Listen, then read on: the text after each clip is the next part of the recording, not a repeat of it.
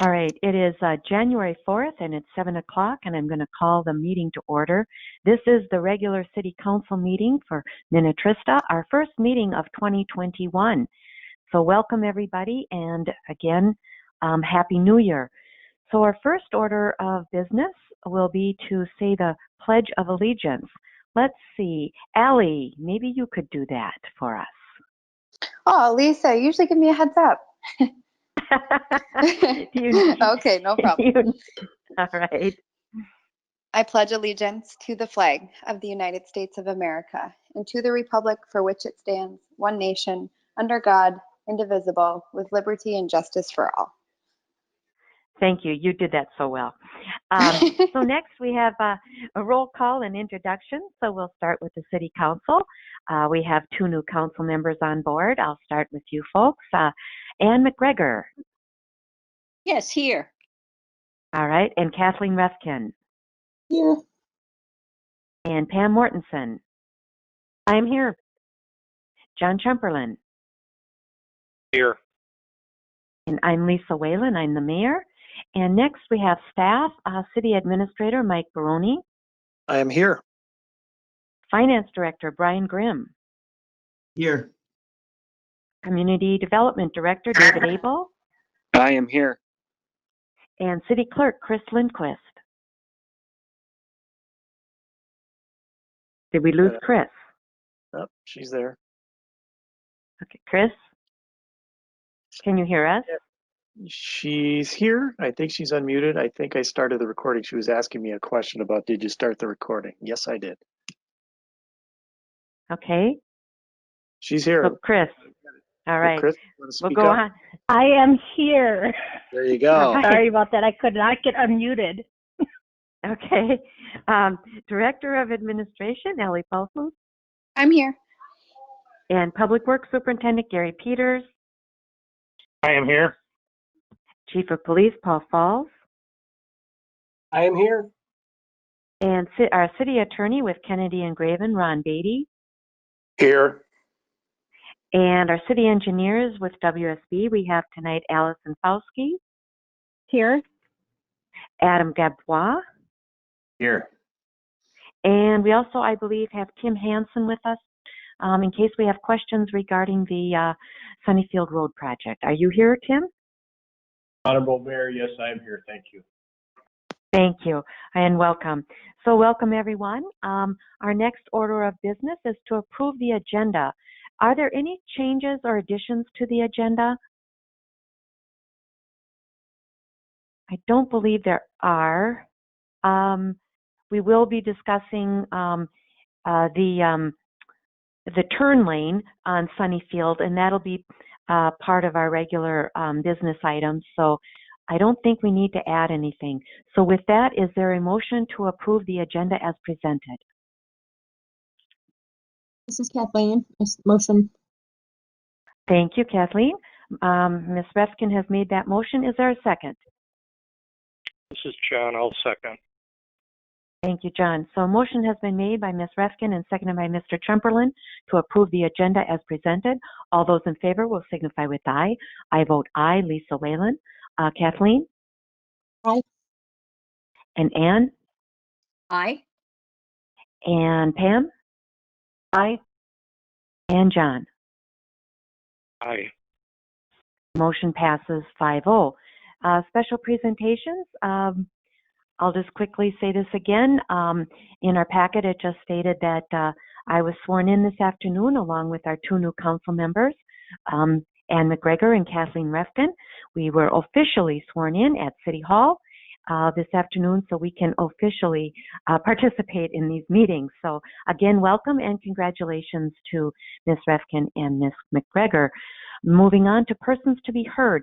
Mr. Baroni, do we have anybody for persons to be heard? Any emails or anybody dialing in? Mayor, I have not received any email correspondence, and I am not sure if there's somebody. There is a couple of names that I do not recognize that are here that just participated by showing up in this meeting. So you could certainly ask if they want to unmute themselves, and they can certainly take a stab at whatever's on their mind for persons to be heard, but I have nothing email-wise. All right, so persons to be heard is usually we give people an opportunity, 3 minutes, to address the council on an item that is not on the agenda. If there is anybody listening in that would like to address the council at this time, you may do so.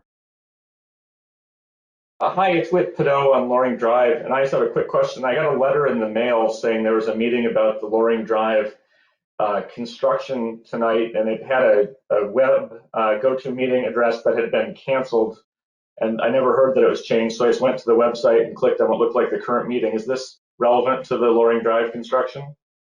Yeah, we do have a public hearing for our local street improvement project. That is item number 5 on our agenda. So are you saying that you thought it was canceled? Well, the letter that we were sent had a address for GoToMeeting and a meeting number for this dial-in. And when you type in that number, it says it no longer exists or something along those lines. I tried it 3 times, and it was not Okay, the number on the website. Yeah. Okay, we may have a slight problem then.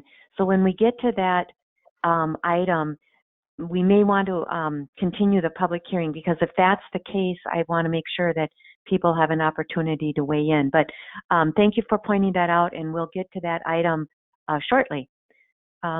Anybody else? Otherwise, we'll move on to our consent agenda items.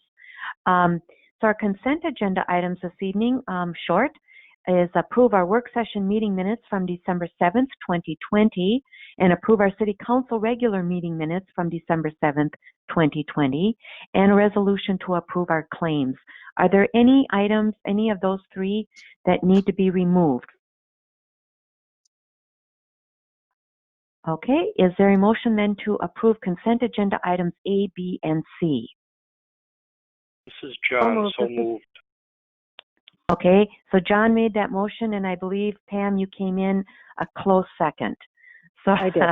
All right, thank you. So Ms. Mortensen made that second.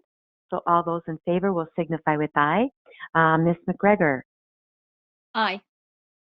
Ms. Refkin. Aye. And Ms. Mortensen. Aye.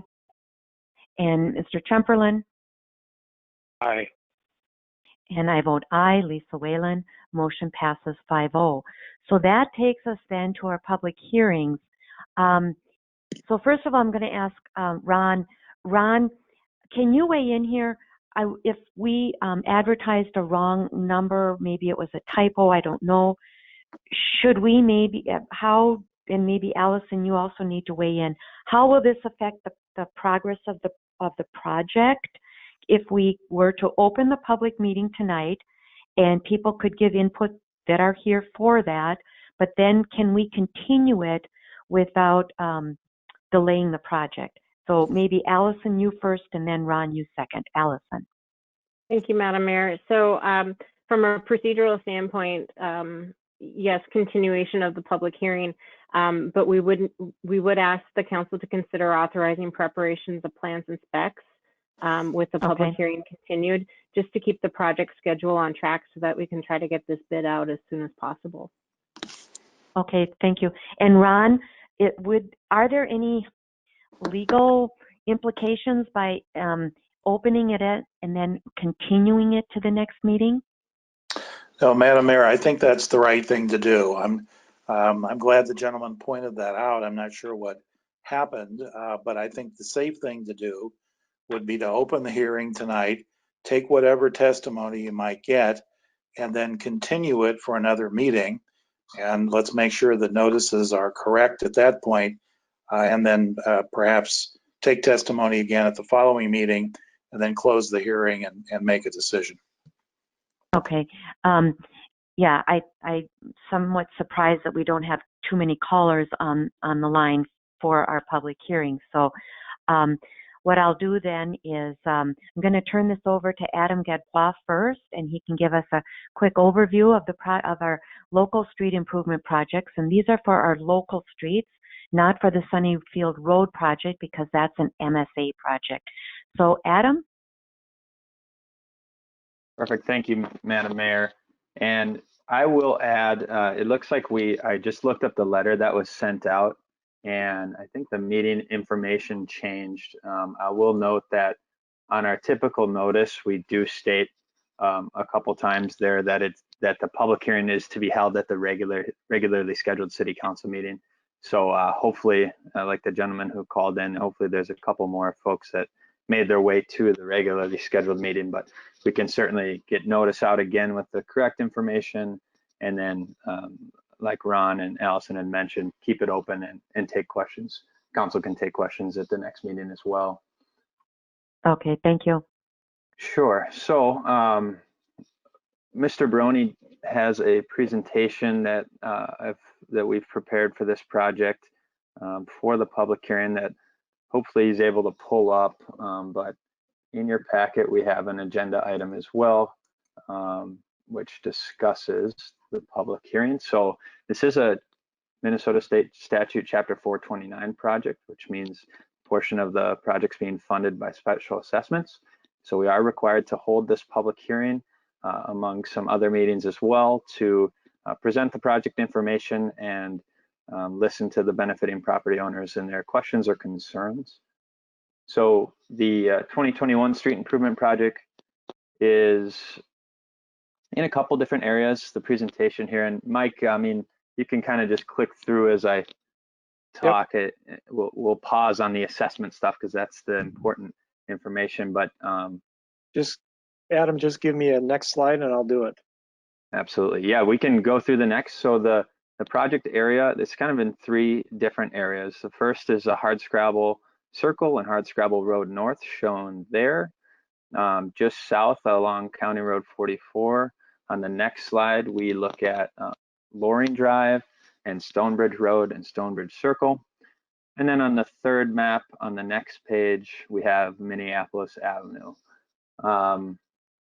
In general, this is an improvement project for the street itself, and that's going to consist of reclaiming the existing pavement and actually reusing that aggregate for the base of the new street and paving new pavement over the top. On Stonebridge Road, Stonebridge Circle, Loring Drive, and Minneapolis Avenue, there is going to be an addition of concrete curb and gutter along both sides of the street. And Hardscrabble Circle and Hardscrabble Road North, it's a very rural roadway, narrow, and no real design need for concrete curb and gutter. So that's going to have some spot curb and gutter to help with drainage, but not intended for a full curb and gutter on those 2 streets. Along with the street improvements, we're going to be performing some utility improvements, mainly consisting of stormwater drainage enhancements. So looking at the storm sewer system and making sure that drainage issues are addressed. There will be minor repairs to the water main where it exists, which is just the Stonebridge Road area. And then big improvements to the sanitary sewer system. And you're good on this page yet, Mike. I'm just want to finish up the kind of project description. So the sewer system in the Hardscrabble Road area, there's 2 force mains that are proposed for replacement. The lift station, sanitary sewer lift station on Minneapolis Avenue is repair and is proposed for replacement. And also the pond on Bayside on the west end of Minneapolis Avenue is proposed for pond maintenance. So that's the project background. This project's developed through the capital improvement plan and through the planning by the city council and city staff. Each year there's a street improvement project based on what the streets in those areas look like from a condition index, a pavement condition index score. We also focus on what are the condition of the utilities. So that's how these are decided. Funding comes from the city funds as well as benefiting property owners, assessments to the benefiting property owners. So we've completed the feasibility report and preliminary design. Now we're performing the public hearing, and then we'd move right into plans and specifications and work towards bidding the project. Next slide, please.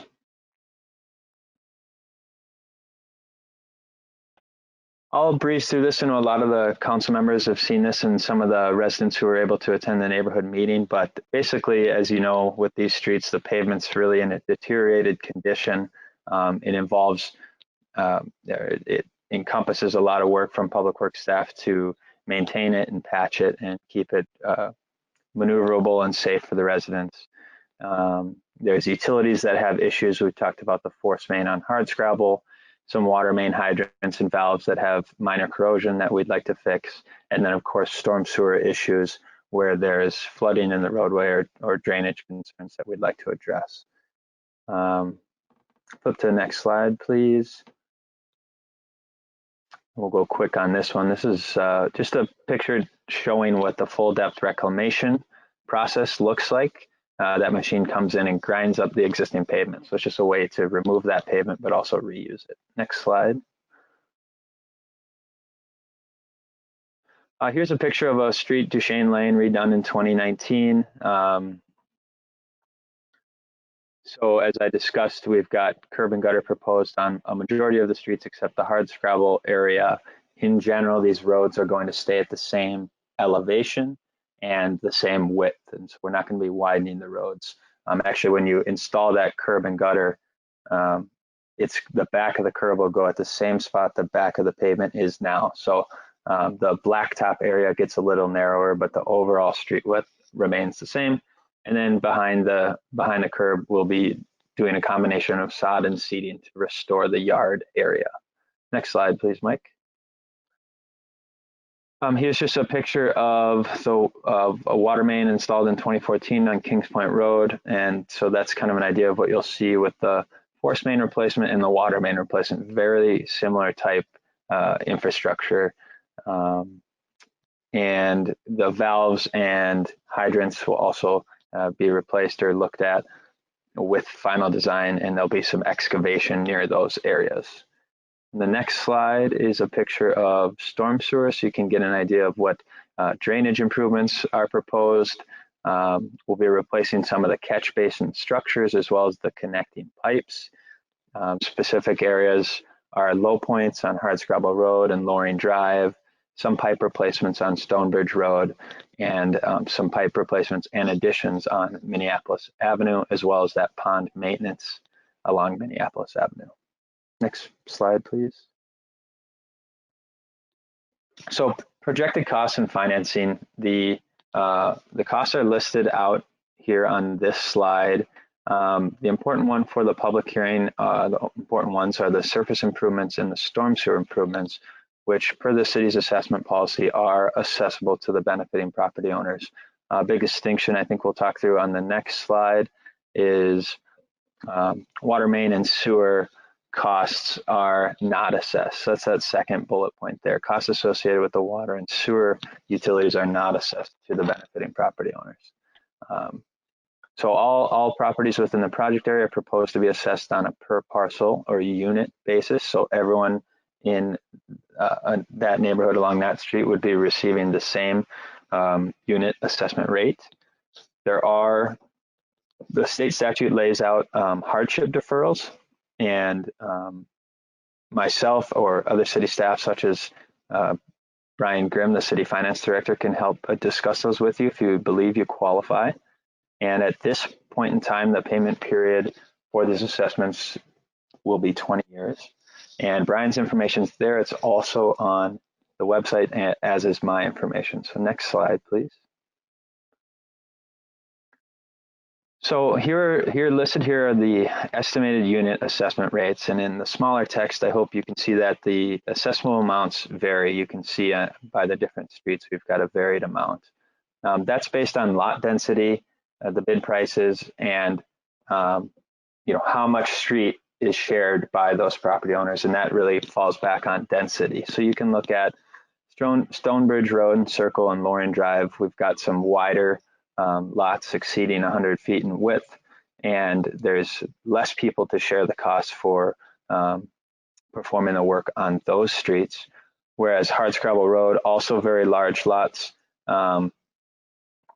If you'll recall, they're not proposed to get concrete curb and gutter. And so the cost for the Hardscrabble Road which is shared amongst those residents, is a little bit less.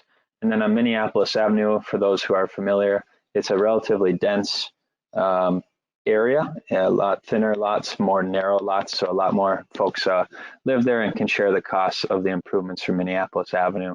So those are the estimated unit assessment rates at this time. Those are not finalized. Basically, when we, I think if you go to the next slide, Mr. Brownie, those are estimated unit assessment rates, and then when we go and if the project goes forward and we bid this out, we get bid prices and then we compute the actual unit assessment rates. So those are by no means final at this point, but they are a good estimate. Those final estimate numbers will be available at the assessment hearing on April 5th, and prior to that in a notice. The payment period, as I mentioned, will be 20 years with an estimated interest rate of 5%, but that information will be locked in at the assessment hearing. Next slide, we have the schedule for the project. You can see we are January 4th, 2021 today. So if the council authorizes preparation of plans and specifications, we'd move right into design. And really the goal with these projects year over year has been to move up that bid date. And so we have an early bid date, March 9th. And the reason we'd like to do that is we can get out in front of contractors early. They'll typically provide better bid prices to fill up their schedule. Construction would start in early June and substantial completion by the end of the summer or late early fall there, and then final completion by late fall. It's just our information, Mike, on the next slide for city engineer and myself, and that information is also on the website. So if there's any questions before, Madam Mayor, before you want to open up the public hearing, I'd be happy to take those. Otherwise, I'll pass it over to you to open up that public hearing. Thank you, Adam.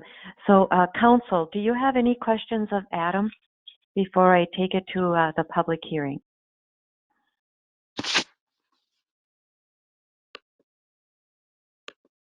Okay. All right. So I'll at this time I'm going to open the public hearing. And if anybody is listening and would like to make comments or have questions, you may do so at this time. You will have to state your name and address for the record. So I'll open it up. If you wish to make a comment, please do so. Hi, it's Whitney Cadeau at 6040 Loring Drive. I have two questions. One, do you know roughly how long Loring Drive will be impassable? Obviously, the excitement with County Road 44 over the last couple of years have made us very sensitive to that question. Adam? Yes, thank you for your question. So the term impassable, you'll certainly have access to your home at the beginning and end of each day, except for the period when the concrete curb is poured right in front of your driveway. We definitely understand the kind of pain everyone there went through with the County Road 44 project, and you know, construction is certainly an inconvenience. Your neighbors to the south there on Lakeview Drive and Margaret, they all dealt with it over this season, but we do require certain things for access. Like I mentioned in the contract, you will get access to your driveway at the beginning and end of each day. You may be driving over, you know, a gravel surface or even kind of a muddy surface, but you would have the access. And then we write into the contract typically a length of time from when the contractor can remove the pavement to when they need to get it back to certainly a gravel surface that's very smooth and drivable, and then of course the first layer of pavement. We haven't started final design, so we haven't locked that in. I'd say typically that's no more than 8 weeks that we say, hey, from the time because we don't want them to open it up and then go move to another part of the project and kind of leave it and forget about that part of the neighborhood. So we typically write lengths of time into the contract to avoid that from happening. So just to make sure I understand, the period that we will not be able to go up or down our driveway during the middle of the day could last 8 weeks? I would say not necessarily. The the possibility of being inconvenienced by, during the day having to leave your driveway is only when they're actively working right in front of your driveway with excavations for utilities. And on Loring Drive, all we're working on really is at that low point. Some storms are at the low point if you're familiar. There's no lateral utilities being excavated, so I don't anticipate that the inconvenience or having to move your vehicles out of the driveway will really occur that often, just especially when that concrete curb is installed. So I wouldn't say that every day for 8 weeks you'd have to move your car. It might be 1 week where it's kind of busy right in front of your driveway, but the rest of it, they're working in another area of the street. So before the continued discussion of this topic occurs at the subsequent meeting, for those who follow the instructions on the mailed letter, can you get a more precise estimate? I mean, it's somewhere between a day and 8 weeks that obviously, for example, picking up my daughter at school in the afternoon for myself or the nanny could be quite relevant. And then in addition to getting a more precise estimate, will the parking regulations on 44 be changed for that extensive period of time? Fantastic question. So what I'll tell you in terms of getting a more precise estimate is once a contract is awarded and the contractor produces a phasing plan, we would share that map and that phasing plan with the residents, both likely a mail out in the initial newsletter and then also on the project website and the city's website. And so you'd have an idea of, what's the contractor's schedule, and then we also perform weekly updates and any important daily updates on the website, and typically we'll do an email blast as well. So you'll be more abreast of the day-to-day schedule at that time. It's pretty hard to lock in what that actual schedule will be at this time. And the second question about County Road 44 and parking, I don't believe we have any intention to ask the county to allow parking on County Road 44. We should be able to get the work completed by having folks park on Loring Drive in areas where work's not actively occurring. But again, that's going to be worked out with the contractor once a contractor is awarded. So I guess I have two more questions. I live at the very, very, very beginning of Loring Drive. So there will be somewhere on Loring Drive during the construction that's not ridiculously inconvenient where I could park during the day if the driveway is impassable at those times?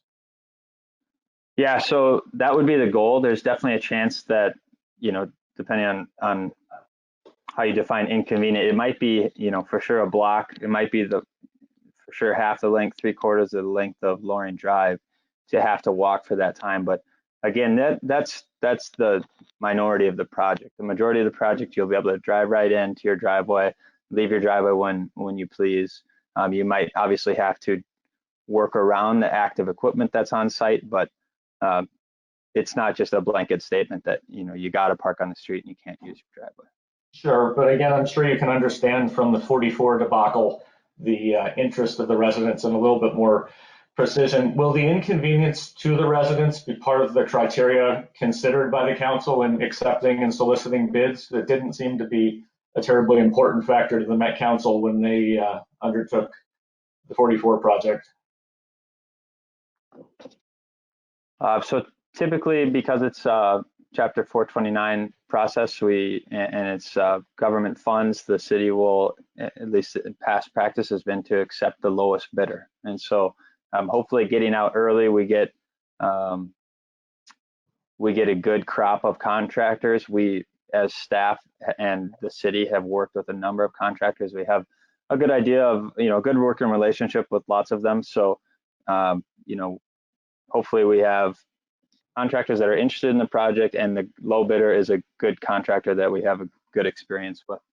Then how will the level of inconvenience be dictated to the contractor of what the city is soliciting? And this goes back to the project on Highway 7 earlier this year with the 25-minute detour when that section of 7 was closed.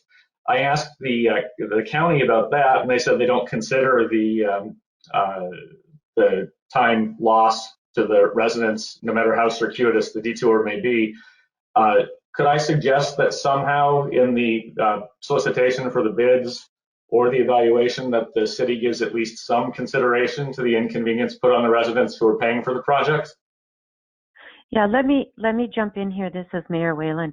So one of the questions maybe that would answer some of your concerns might be, Adam, how did that work last year when we did Margaret Circle and Shady Lane?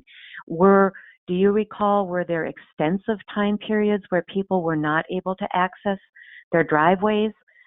Did they have to park in the road a lot? I mean, and if they parked, couldn't park in their driveways, were they able to park on Margaret Circle and Lakeview? Because I think that's what this gentleman is after. I don't think people on Loring Drive will want to park on County Road 44 and have to walk a half mile to their house. I think right, that I live 10 feet from County Road 44 on Loring Drive. I know you are. But other people that live down Loring Drive are further. And so if people can park on Loring Drive versus on 44, that might help to some extent. But the other thing is, I think too, getting a good contractor in makes a big difference. But Adam, do you know what was the level of inconvenience for the Margaret Circle and Shady Lane in Lakeview? Do you know? Yeah, thank you, Madam Mayor, for clarifying that. As I mentioned, it can be inconvenient. The biggest inconvenience is when the concrete curb and gutter is going right in front across your driveway, because that requires a 5-day cure period to get proper strength so that you can put vehicle traffic and vehicle loading on it. Other than that, we showed that picture in the presentation of the reclaimer. That comes right through. There's going to be some excavation in the roadway to take some of that reclaim off. They'll excavate a little bit for the curb. But that's active construction. That's the contractors moving their equipment around and doing that, and then they go and park it for the day. And when they're done, and you have full access. Really, the biggest inconvenience on a road project like this is when the utilities are being done. And as I mentioned, the only utilities on Loring Drive that are planned at this point are at the low point, which is about the midpoint of Loring Drive. And this goes for the other streets as well, if we have other residents listening. The utility work is really focused to specific areas, and it's not the full length, and so that's where the inconvenience is going to be. And then of course, when the driveway work is occurring, the concrete and the paving of the driveway, if there's concrete driveway, that again will be an inconvenience to the property owner, because that requires the cure time as well. So the biggest thing that we heard from those residents, and that I've heard in my experience, is just making sure that those inconveniences are communicated.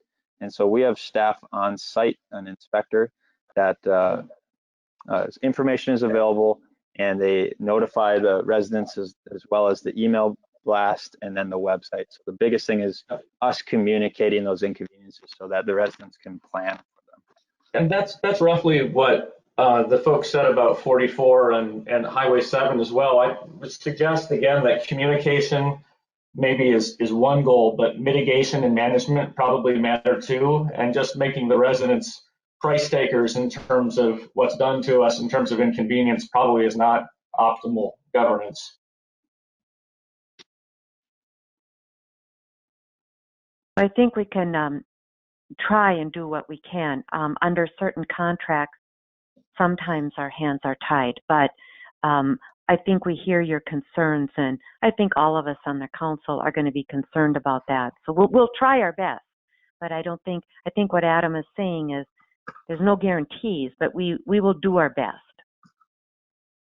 Great, thank you. Sounds familiar and therefore worrisome, but I know you guys are obviously you're not the council nor the the Met Council or the County Highway Road 7 folks. So hopefully this will turn out better. And then my final question, since we did, I assume all residents get this written notice of the construction and the $2.7 million price tag and our properties, and the letter had another defect, which is the property ID number is a ridiculous number in scientific notation.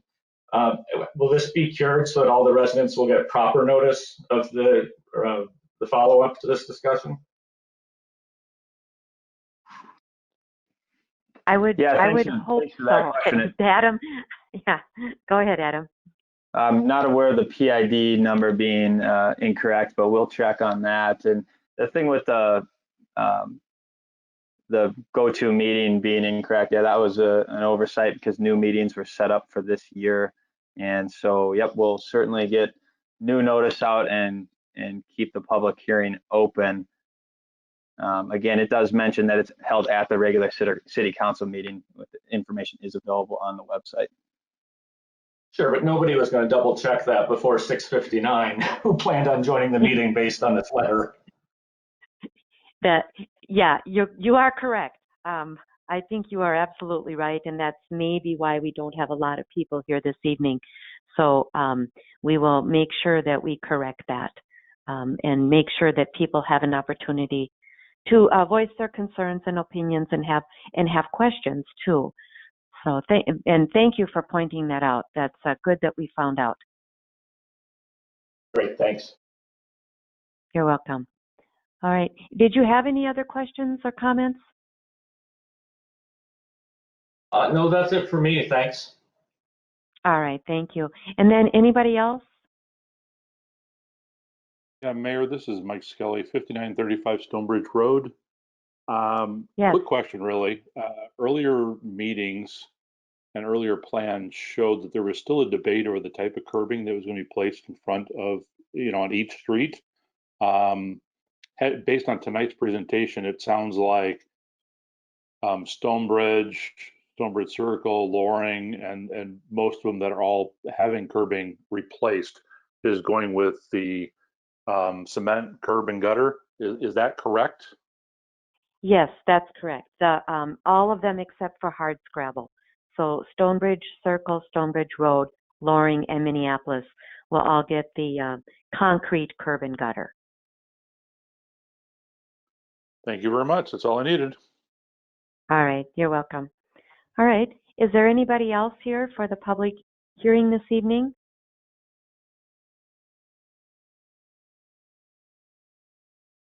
All right, I'm not hearing anybody. I'm not going to close this public hearing. We will keep it open till our next meeting. So with that, that concludes the agenda item.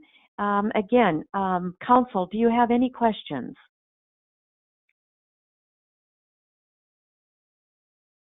All right, we'll move on. Oh, Lisa, Okay. this is Pam. I just wanted to make just one real comment. And the success what we had from our road improvements from last year, I feel were really well, the communication was very well done. And I think, WSB, Adam did a great job of that. So I just want to stress how important the communication is going forward, because that eliminates a lot of stress and anxiety and all of this in our residents. So I just want to make sure that's continued. The communication is continued on all the projects going forward. Yeah, and I do know the people in that area had to go through a lot for when the County Road 44 project was going on. So certainly understand their frustrations. I didn't get any complaints from the Lakeview and Margaret Circle Shady Lane one last year. So cross our fingers, hope that it goes as well as that one this coming year. So, but good comment. Communication is the key. All right. Anybody else? All right, then we'll move on to our business items. And our first business item is to accept the feasibility report and call for a public hearing on the MSA project. Allison, I think that's you. Yes, Madam Mayor, thank you. So I'd like to provide the council with an overview of the feasibility report. And Madam Mayor, as you mentioned at the beginning of the meeting, Tim Hansen from our office is the project manager on this project, and he is on the call to answer questions that the council may have through the process. So included in the packet for your consideration is the feasibility report for this project. The proposed scope is to reclaim Sunnyfield Road, a MnDOT state aid road, from Langwood to the end of the paved section, and then a mill and overlay of Langwood Drive, which is a local road, repaving the trail on the south side of Sunnyfield Road from the school district property to County Road 110, and doing some improvements at the curb ramps there at 110, and then performing some miscellaneous utility improvements that we typically perform on these projects, such as storm sewer replacement, and then also on Langwood Drive, the sanitary sewer that exists within that road. We typically put those inflow and infiltration barriers in the sanitary sewer manholes to prevent water from intruding into that manhole. So a portion of the project costs for Sunnyfield Road improvements are proposed to be assessed per the Minnesota State Statute, Chapter 429. And included in the feasibility report is a preliminary assessment roll.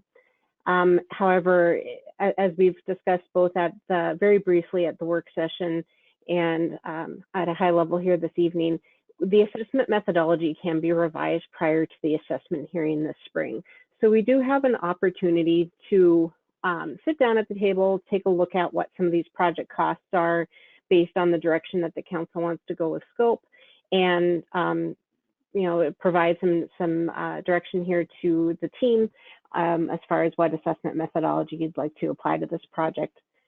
In addition to the Sunnyfield Road improvements and the assessments associated with those improvements, the Langwood Drive improvements are proposed to be paid using city funds, because this is a mill and overlay project, which in practice here, we've paid for these with city funds.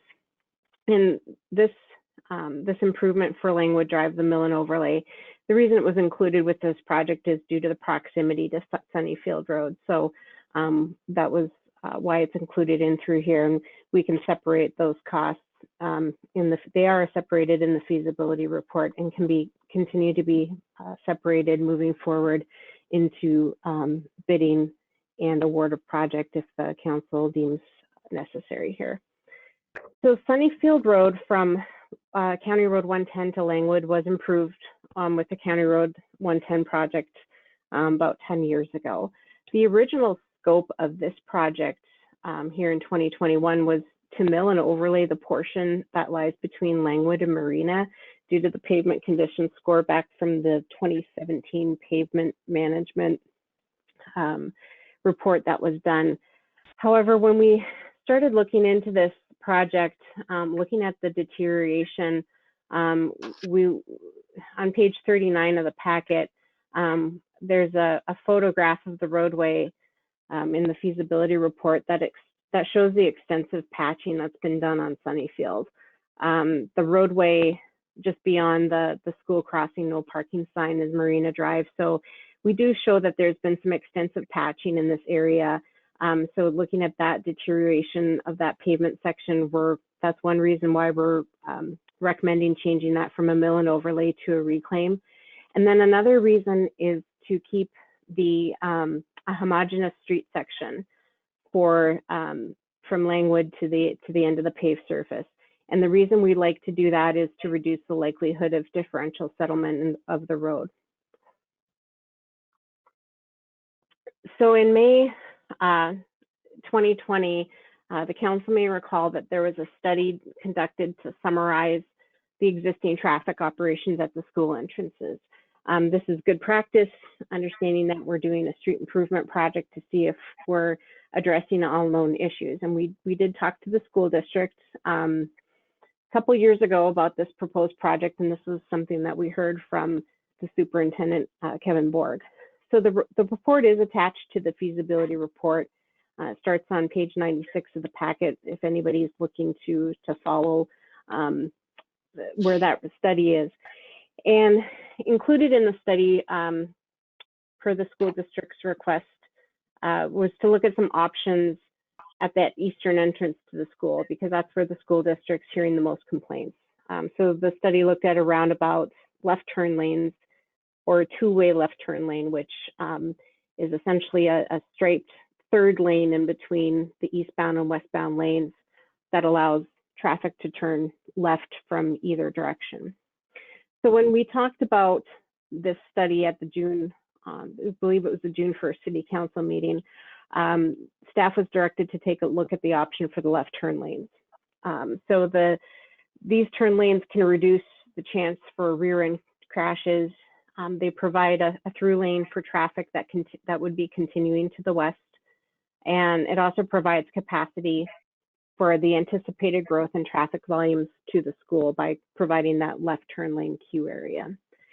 Additionally, noted in the study, delays at that eastern school entrance are not projected to improve from the existing condition should the turn lanes be constructed. And that's because the turn lanes aren't at the entrance coming out of the school there. So that's one thing to keep in mind when looking at the benefit of the turn lanes, is that delay that we're hearing that the school district is hearing from the parents won't be improved under these scenarios. And the other item to note too is in the 10-year crash data that was available, there weren't any reported crashes at that school entrance for the 10-year crash data that was available. So some other items to ponder when looking at whether or not to proceed with those left turn lanes. So as I mentioned, the report includes the cost of construction of the turn lanes. And when we looked at the construction of the turn lanes, as noted in the staff report and in the feasibility study, one of the challenges with widening the road to accommodate those turn lanes, our construction limits would start to extend beyond the right of way if we left all of that reclaimed material. Because what happens is you reclaim that street, that pavement that exists, and in a typical project that we've done in Minnetrista, you leave all or the majority of that material on the road and then put new pavement on top. However, in this situation, because the right of way, by widening that road, we start to run out of right of way to go ahead and get the required boulevard slopes that are required by state aid design standards. So we have to start looking at other ways to get that pavement strength instead of just leaving all of that reclaimed material in place. If we remove, let's say, for example, a couple inches of that, we need to start looking at putting some sand and gravel underneath that reclaimed material. So there's a little bit more rebuilding of that road that goes on in what we typically see for a reclaim project in Minnetrista. So another item that we talked about previously and we addressed in the feasibility report is pedestrian crossing options. And this is starts on page 43 of the council packet. And we looked at 4 options. Again, these the pedestrian crossing movements concerns were brought up by Kevin Borg with the school district. The reason being that at the events at the athletic fields on the north side, they see when people park in the parking lots on the school campus and they cross Sunnyfield Road, they asked to take a look at some options for pedestrian safety. So looking at the options, one is to keep the crosswalk at the current location. One item to note in keeping it at that location is should the turn lanes be installed, it is quite a wide expanse for pedestrians to cross. However, that's a little bit offset in that there's an opportunity for a pedestrian to pause, for example, for vehicles that are stopped at that left turn lane, to pause and make sure that they can see around the vehicle and safely cross. So that's the first option. The second option is looking at a rapid flashing beacon. And what those are, it's a pedestrian crossing sign, and it has a user activated button. So a pedestrian pushes a button on the signpost, and then the light starts to flash. So the challenge with applying or using a sign such as this on Sunnyfield Road is these signs are typically used on roads where the traffic speeds are over 40 miles per hour and have higher pedestrian volumes and consistent pedestrian volumes than what we see here at this site here. And when we see higher pedestrian volumes in this area, it's based on events. So you start seeing these peak pedestrian traffics where you'll have multiple pedestrians crossing at the same time, which would lead that beacon flashing almost constantly. And there could be an opportunity, or there could be some motorists who just start to ignore the flashing light. If it's flashing all the time, it's not something that has that really catches their attention, and they may ignore it. The third option considered for pedestrian crossing options is a temporary in-street pedestrian crossing sign. And this is something that could be placed in the roadway during the events that generate pedestrian movements to remind drivers to stop for pedestrians. A lot of places that I've seen this used is a lot of parking lots around grocery stores is where I've seen it mostly used. So that's an option we could take a look at. It wouldn't be permanently affixed to the road. It would be something that was brought out. Let's say there's a soccer tournament, brought out at the beginning of the day and pulled off the road at the end of the tournament. And then a fourth option is to look at relocating the crossing to the west. This option creates a mid-block pedestrian crossing, which is not ideal. You typically want your pedestrians to cross where you have an intersection with a driveway or a street. The other challenge with this option is that it's not convenient for pedestrians. And so if it's not convenient, pedestrians tend to be more likely not to use the crossing and just cross where they see fit and works best for them.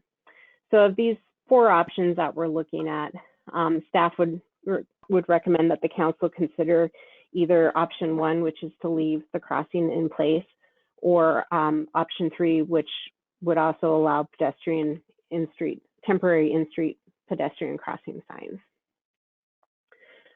When we look at the feasibility report, we estimate the project cost.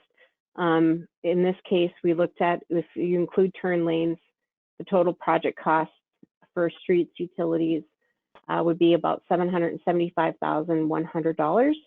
And if the turn lanes are excluded, it would be approximately $667,100. So these totals include $95,100 for the mill and overlay of Langwood Road, which, as I mentioned previously, would be from city funds. And then the remainder of the project costs would be proposed to be covered through state aid funds, assessments, and then I believe there's a small portion of storm sewer costs that wouldn't be state aid eligible. And on page 29 of the packet, there's a summary of the project funding available for the council. So moving forward with the project schedule, the next step after the feasibility study here is to hold the first public hearing, which would be held on February 1st in order to get the required notice. We were certainly taking notes from the previous item to ensure that we're crystal clear, even though it's one property owner for this assessment, this first assessment public hearing, to make sure that there's good information with regards to accessing the meeting. And then we would prepare the plans and specifications after that public hearing. Once the plans and specifications are prepared, they do need to go to MnDOT State Aid for review, and then they would come to City Council for approval in order to get the project out for bid. And we are currently anticipating an April 6th, 2021 bid opening for this project, assuming that we can get all the state aid review done in a timely and any comments addressed in a timely manner. So when we look at the timing of this project, we've worked very closely with the council over the last couple of years to get these projects bid out earlier in the construction season. We typically aim for February or March bid times. And as I indicated, we're now looking at this project for April. However, this project, with it being primarily a street improvement project with very minimal utility improvements and storm sewer improvements on the east side of Sunnyfield, we anticipate that pricing will be as competitive as projects that are normally bid out in February or March. So we don't have a huge concern with not getting good pricing on this, just because of the type of project that it is. It's mostly street work. So we would anticipate then that the award of contract and assessment hearing would be April 19th and May 17th, respectively. And then work could begin as early as June, with final completion in August 2021.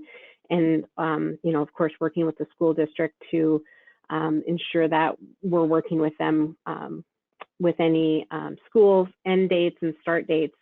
I know Kevin Borg had mentioned that they do have some activities starting up in early to mid-August. So we'd work with the school district to make sure that we're trying to get some project schedules that wouldn't interfere with the use of their property there.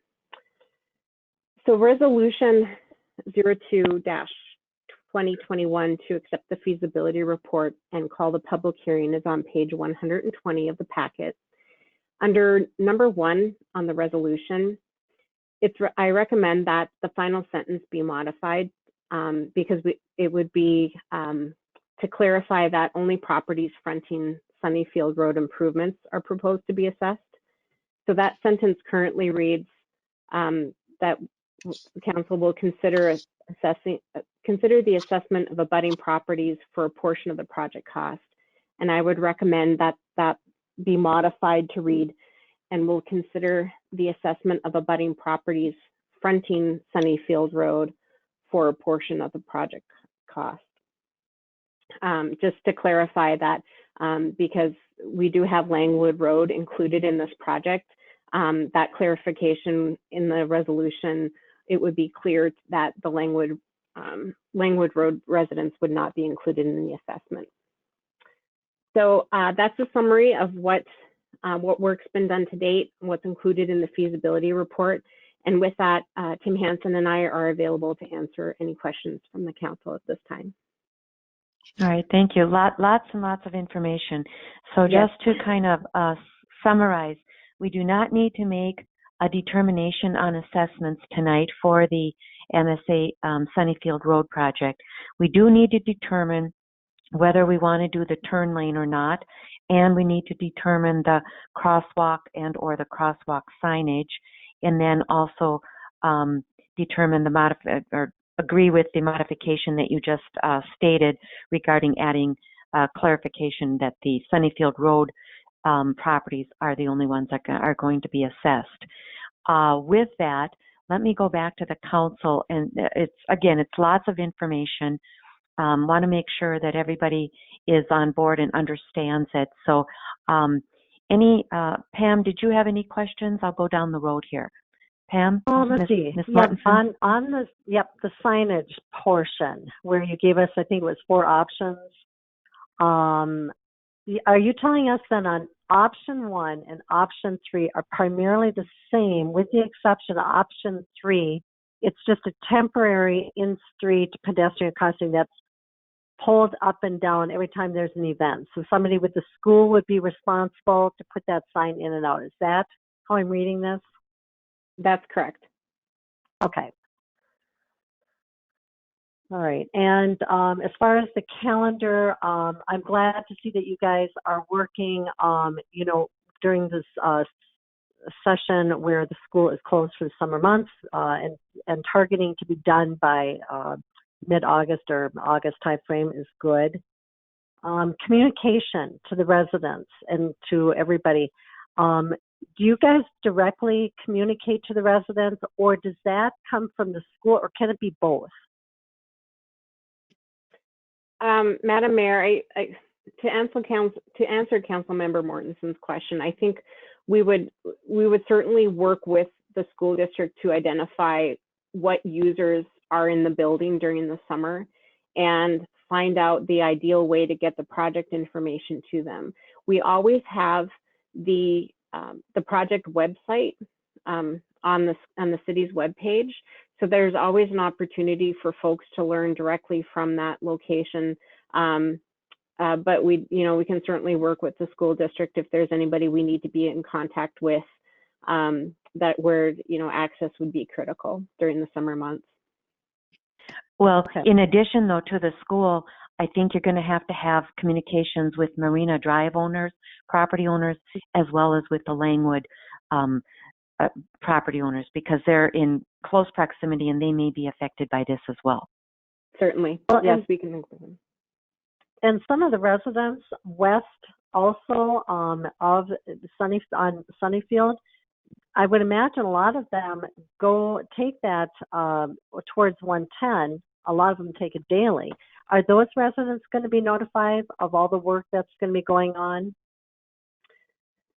We certainly can, and what I would recommend is once we get closer to awarding the project, we can certainly get a project notification map available to the council for an information purposes. And if there's a need to expand that, we can certainly do so. But the idea would be to communicate to those residents the project, what the project entails, the impacts that they can expect to see, and then in turn the council will see that beforehand, so that if you feel that we should expand that area, we can certainly do so. Okay. One of the things we might want to do is send out an initial letter to people on Sunnyfield and giving them instructions how they can access future information and schedules and so on. And, direct them to the website so that in the future, if they have questions or want to know something, then they have one, the contact information, two, they might have the updated schedule and information right on the website too. Certainly. Yeah. Okay, anything else, Ms. Mortensen? This is a lot of information. So I'll listen to the others as well. All right. So I'll go to Mr. Chumberlain. Thanks. I do have a question on just the costs again. The original estimate projected, that's probably a year ago, was for $775 if it had turn lanes or lanes. And obviously here, if we put a turn lane in, the total cost falls right, projected cost falls right still in that ballpark. But at that time, I think as page 29 notes, that included $225,000 for turn lane. Now looking at the costs right below on that same page, it's only a difference of 108. So is the 225, were we projecting different types of turn lanes? And I also thought, and it's probably my memory, that we were talking about a turn lane on the west end, and that's probably by mistake that it was east. So we only have a turn lanes on the east end, is that correct? Yes, Honorable Mayor, Councilmember Tim Hansen. Yes, we were just looking at putting turn lanes, eastbound and westbound turn lane at the easterly entrance to the school. One thing I would just comment probably on the costs that were done before. If you were just doing a turn lane project and not including it in with the entire length of the project, such as this is being done, a turn lane project would typically be $200,000 to $250,000, and that's where that original estimate ballpark number probably came from. But when you build it into an entire project such as this, there's work that's in the entire project that you would be doing if you were just doing a turn lane project that gets melded into it. Okay, thanks for the answers. That Pam asked the question also that I was wondering was about the pedestrian crossing. So I guess the only clarification I need on that, is it possible that option 1 and option 3 would work together, in that you're putting option 3, I see, as obviously being a good answer, or at least it brings everybody's attention and they see the sign, etc. Would that not also work in conjunction with option 1? Madam Mayor, absolutely. Yeah.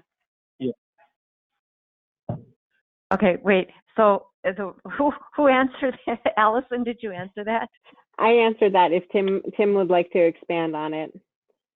Okay, so the answer is yes, you can do option 1 and 3 together. Okay, thank you.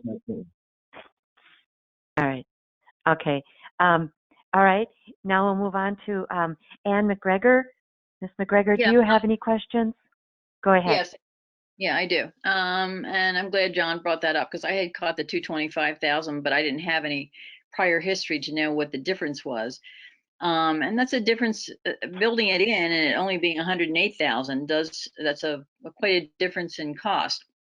But the question I have is, I thought I read someplace that it was the high school's request to have the turn lanes, for although they seem like common sense, when you actually take a look at the studies and the traffic and everything else, are they really needed?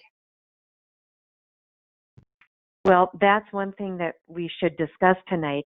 And that's my question to the council. Do we really want to spend, whether it be 100 or 200, doesn't really matter. Even 108,000 is a lot of money for a turn lane. It really only provides, if you will, some level of, I don't know even if it's safety, but some level of turning only for certain hours of the day. And we're only talking like maybe an hour and a half a day only on school days. So that is something I think we should discuss. Do we want to spend that extra money? I guess if I look at it, I think to myself, where's the ROI in this? You know? So Yes, and I would agree with that. I basically Yeah. don't see any real reason for the turn lanes. yeah, and that's kind of the conclusion I came to too. So I just don't see it. So Ms. McGregor, did you have any other questions? No, in option one doesn't necessarily, I wanted to know whether or not the, when it says construction of dedicated turn lanes results in a wider pavement length, did they mean wider? Did you mean wider or did you mean longer? Allison? Madam Mayor, Okay, council Tim. member. Yeah. When you add a turn lane, there's additional width to the crossing of the street. The street's wider. The pedestrian crossing itself is not wider, if that's the question. The street gets wider, so you have a longer trip across the street, obviously. Yeah, so, okay, so, all right, and it was my version of longer, so, okay. No, I don't have any other questions, thank you. Okay, thank you. And Ms. Refkin, did you have any questions? Oh. Okay. So I have another question. So I think all of those questions are very good, and we'll discuss the turn lane in just a second and kind of get a feel from the council.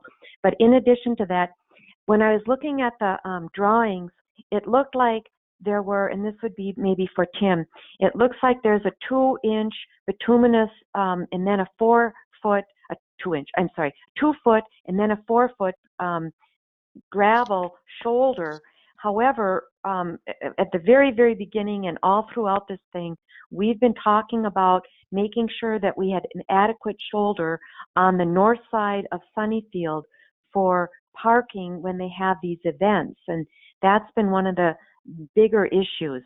And I don't think that a 6-foot shoulder is going to be wide enough for parking unless I'm missing something. Can you address that? Sure. Thank you, Madam Mayor.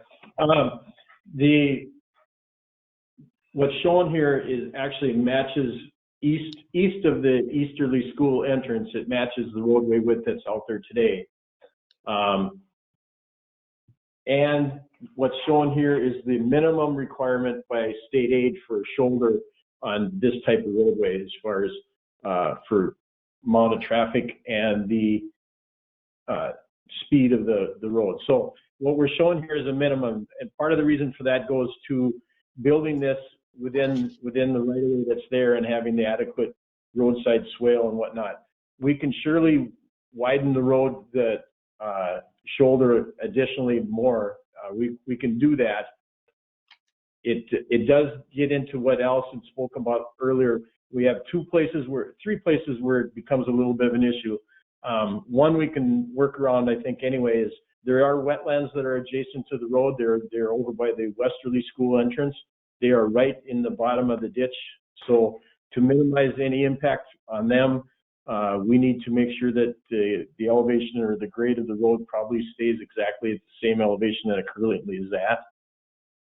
The other area. And Tim, let me just kind of preface this a little bit so that, so for instance, the parking would be between Marina and the easterly entrance.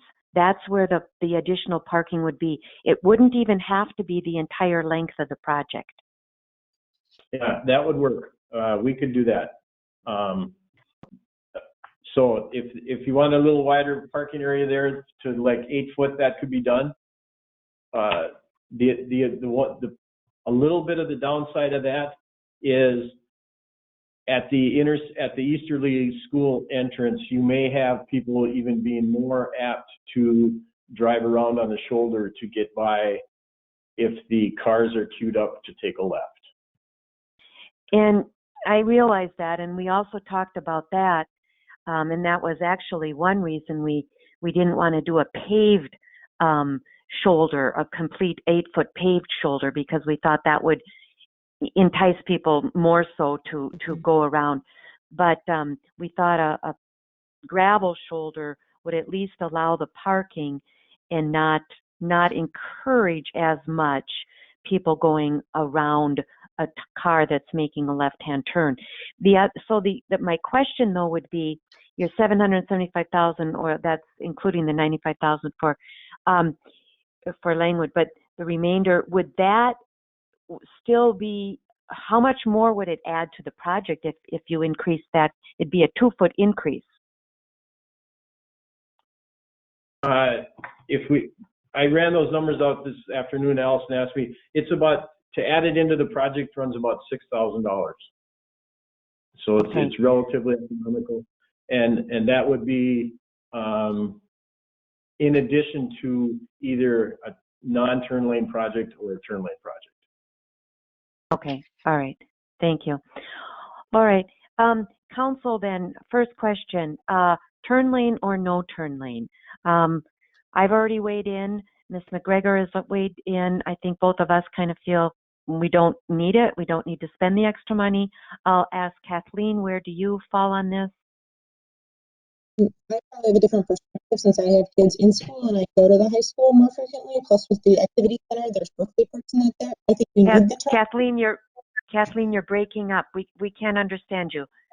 Can you try again? Can you hear me any better? Yes. Okay. I have a different perspective because I have kids in school and I go to the high school frequently in non-COVID times. I think we need the turn lane. I think with the activities that go there, with the activity center that's attached, with the Performing Arts Center, you have people turning in on the east entrance, and you also have people going around to get to the west entrance for like tennis courts or the arena. And I just think it makes sense with the growing community and the amount of people that turn in and out of there to have a designated lane, so you're not trying to drive around people on the shoulder or, just speeding around people to get past them if they're taking that first entrance. Okay, I'm still having a hard time understanding you. I'm sorry. I am really breaking up. That. Let's see. Are you on your computer or on a phone? I am on my computer. Okay. Did anybody? I want to make sure that we understand, Ms. Refkin here. Madam Mayor. Yes. And Councilmember Refkin, please interject if I didn't understand you. I had a little difficulty hearing, but what I heard was based on experience driving in the area during peak periods that there are cars that bypass that eastern entrance and go to the west entrance to avoid the congestion, and that as years, as the school district continues to grow, that there would be more vehicles in the next however many years doing that, And so, to take a look at not just what's happening out there right now with regards to the left turn lane, but with the future volumes with additional students at the school. Yes. Okay. Okay. I don't know that we have any projections of future use. That's the question. I don't know that, by how much is it going to increase? That would be the question. Madam Mayor, may I interrupt? Yes, Madam Mayor? go ahead. Yep. In the write-up, it says 10% increase in the next 10 years, but I don't know how many they're starting with. Yeah, that's what I was referring to. Okay. Madam Mayor, Tim Hansen here. We did, Allison spoke with the school district and they gave us a growth factor of 10% in the next 20 years. We did run that by the traffic people here because that was done real recently to get their input on the impact of the high school having a 10% increase, and also some background traffic from Sunnyfield Road, just to add a future factor in there. Surprisingly enough, it doesn't have a lot of impact for the left turn lane. What does occur and the need for it, or the time of waiting, it doesn't change that for the left very, very little. What it does do, however, the future growth will also cause the northbound at the intersection, which would be the students leaving the high school. It increases their queue quite a bit.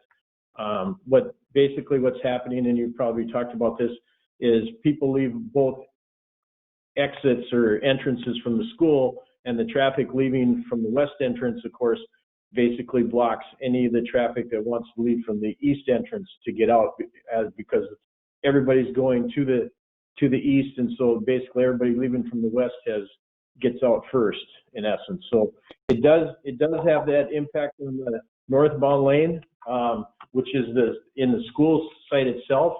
But as far as the road, it did delay it some, but it was not that it even changed the level of service for the road.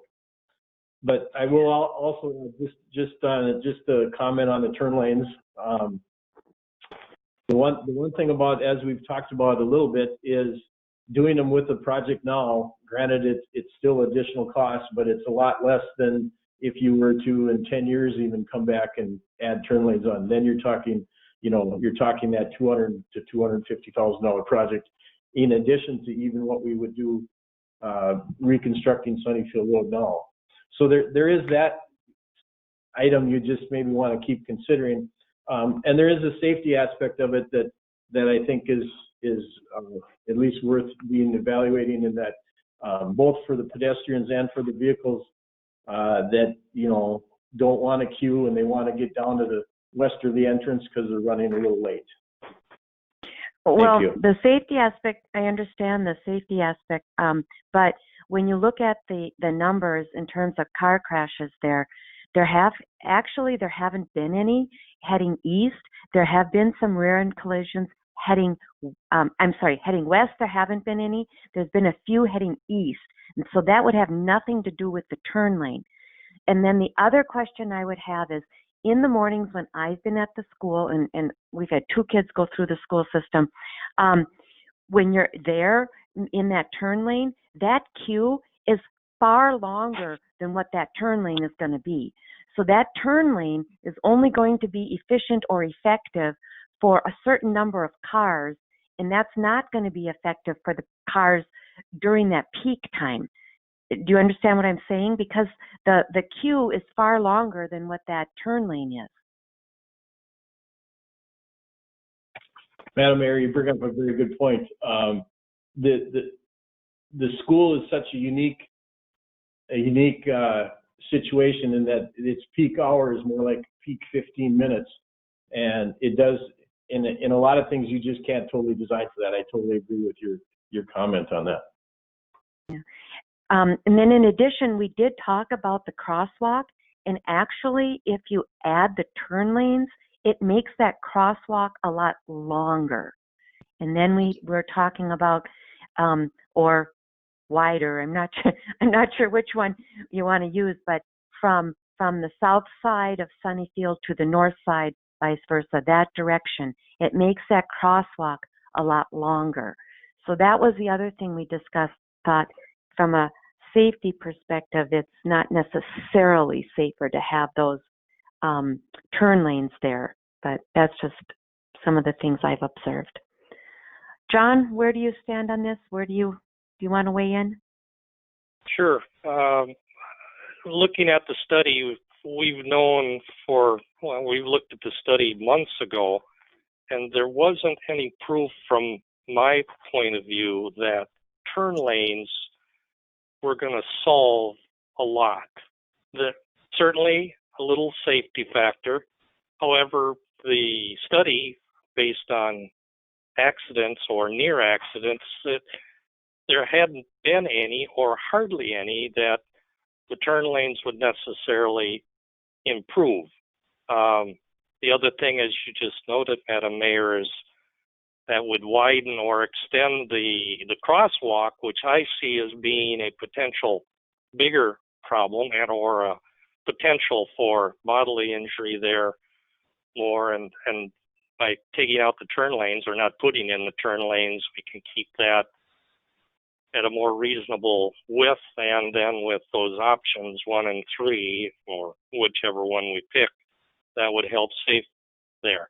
I'm also concerned, and I think have been concerned on extending or widening the shoulder for parking, in that, to me, that is a potential for problems as well. And I know the neighborhood, especially Marina Drive, would be concerned with letting or having people park along the road, which then just extends down and people park in Marina Drive, even though the sign maybe says not to do it, they still do it. I would prefer to do it in such a way that that the incentive or the requirement is that they park in the school parking lot and then use the crosswalk to cross to the fields. So I would be necessarily against including turn lanes. Okay. All right. Pam? I agree with all the discussion with being against the turn lanes, and that's what I'm weighing in on. Okay. All right. So I think that the turn lanes are out, and so now let's talk about the crosswalk. I'll start. You kind of mentioned crosswalks. I'll start with you. Any preference there? Did you say me, Lisa? This is Pam. It doesn't matter. Go ahead. Yep. Oh, okay. I tend to go with option 1 and option 3. To me are the same thing. The only thing is you pop a sign out. So I'd say option 3. Okay. All right. John? I would agree with that. I think the sign hopefully would have draws your attention. The red flag, helpfully, obviously the speed is not great there, or shouldn't be great, but it's another something to be seen. So option 3. Okay. And Ms. McGregor? When you say, you're not saying just option 3, are you? Or don't you mean to have a crosswalk and the sign? Well, the crosswalk is, go ahead. John, I think you meant crosswalk and a sign. Okay. Right. Yes. That's That's what I had asked about earlier. I'm sorry if I didn't say it. Okay, that's what I like too. The sign and the crosswalk. Yeah, just the occasional or the not permanent sign. Yeah. Okay. And right. Kathleen? I agree. The crosswalk and the sign. Okay. All right. So we're in agreement there. So then let me ask something. So what if we didn't widen the gravel shoulder? So let's just say it was the 2-foot bituminous and the 4-foot gravel, okay? Tim, is it possible would we be able to have, like, let's say 2 feet of firm grass so that I don't know. I mean, is that an option? Madam Mayor, you raise a good question. It's a state aid road. I never had that put in front of me before. I would have to check with state aid. I believe you probably could.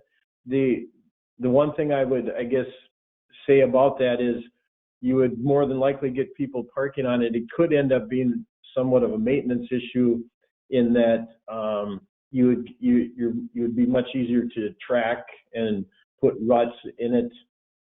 If you get it good enough to grow grass, it's probably going to have enough topsoil that it could be a maintenance issue somewhat if people did park on it. That would be the one downside of that. I could check on that if it could be they do make a reinforced type turf thing that gets a little bit expensive, I think, for what you're looking at here, but they do make products that stabilize a grass surface that you wouldn't have that issue. But like I said, that might be a little bit more than what you'd be thinking in that regard, but I can check into that. I'm sorry, I don't have a direct answer for you. No, that's fine. I just was trying to think outside the box a little bit here, but well, let me see where the rest of the council weighs in here. Pam, any ideas? Well, I have some thoughts here. The parking issue was brought up primarily because of Marina Drive residents when there were events going on. People were parking in their yards, on the streets, and it was creating a lot of havoc over there. Since then, we've done some signage over there asking, saying no parking. And maybe this is a Chief Falls question. Has that helped with the parking situation by placing those signs? Is it still being found that people are parking there at this point? Madam Mayor and Council, that's a good question. So just to give a short background on this parking issue, it's taken us years to get to the point where we are today, and what we have today is working. People are no longer parking on Marina Drive, and if they do, they get citations, and that message was clear. So that resolved that issue. And then the parking is allowed only on the north side of Sunnyfield Road, and only during after school hours. So in other words, when there are larger events where it requires that overflow parking. So my recommendation would be to retain the parking on the north side of Sunnyfield Road as it is today. Gravel is fine, that seems to work. I would agree, I don't know who, someone had mentioned maybe using grass there, but I do think that Public Works would probably not care for that because it would be a maintenance nightmare for them if people are parking on it. But what we have today is working. Okay. And how many cars do you think would be able to park in that section? Are we talking 25? What's an estimate? How many cars would park in that section? It would be a guess. That sounds about right to me. I know that since this parking issue has been going on over the years, the school has added a much larger parking lot between their fields near our city water tower, which allows for a lot more off-street parking. And that has actually helped as well. So I think the amount of parking that's there today on the north side of Sunnyfield is adequate, in addition to that new parking lot spaces they've added on the north side of the road there. Okay. And so as long as, in my opinion, that Marina Drive, it is working and the parking situation has been resolved, I would say, do we really need to have, address more parking on Sunnyfield? Because the high school parking lot is really big. It's not like there's a big problem there with, cars not being able to find parking spots. Yeah, they might have to walk a little bit, but, it's walking. You just go walk a little bit further. So I'd say the parking, I think it's been resolved with what we've done with Marina Drive and the additional parking that the school has done. Okay. So stay with the 2 foot and 4 foot shoulder, the 2 foot bituminous, 4 foot gravel. Yeah, well, it was a total of 6 feet, right? Yeah, right. Mm-hmm. Okay. Yeah. That's the minimum for state aid standards. So okay. All right. Anybody else? Ms. McGregor, Ms. Refkin, want to weigh in? No, I don't have anything to add or Okay. ask. All right. No, I'm fine with the okay. 6 foot total. Okay. Hey, we hear you clear now. Good. All right. All right. So we'll go with that. Ms. Falski, what other decisions do you need tonight other than a motion to pass the resolution? Madam Mayor, I think you have provided us with all the direction we need at this time. All right, thank you. So, Council, with that, what we need is a motion to receive the feasibility report. Let's see, am I on the right one? I'm sorry. Accept the feasibility report and call for a public hearing for the MSA Street Improvement Project 0121. Is there a motion to do that? And keep in mind there would be one slight adjustment to the resolution in the last sentence. It would just say, not last sentence, last paragraph under number 1, and we'll consider the assessment of abutting properties on Sunnyfield Road. Is there a motion to that effect? Madam Mayor, or this Yes. is Brian. Wouldn't we want to also at the same time, or maybe we don't need to do it in, would we change the, right below that paragraph, instead of 775, haven't we agreed that the project now is going to be not the turn lane? So wouldn't it be the different number of the 108,000 less, or am I, maybe that would be a question for. I think you're correct. Yeah, it would be 108, correct, Allison? Yes, yes, Madam Mayor, it would be $108,000 less by removing those turn lanes. So it'd be 667,100 then. That's correct. With that change. All right.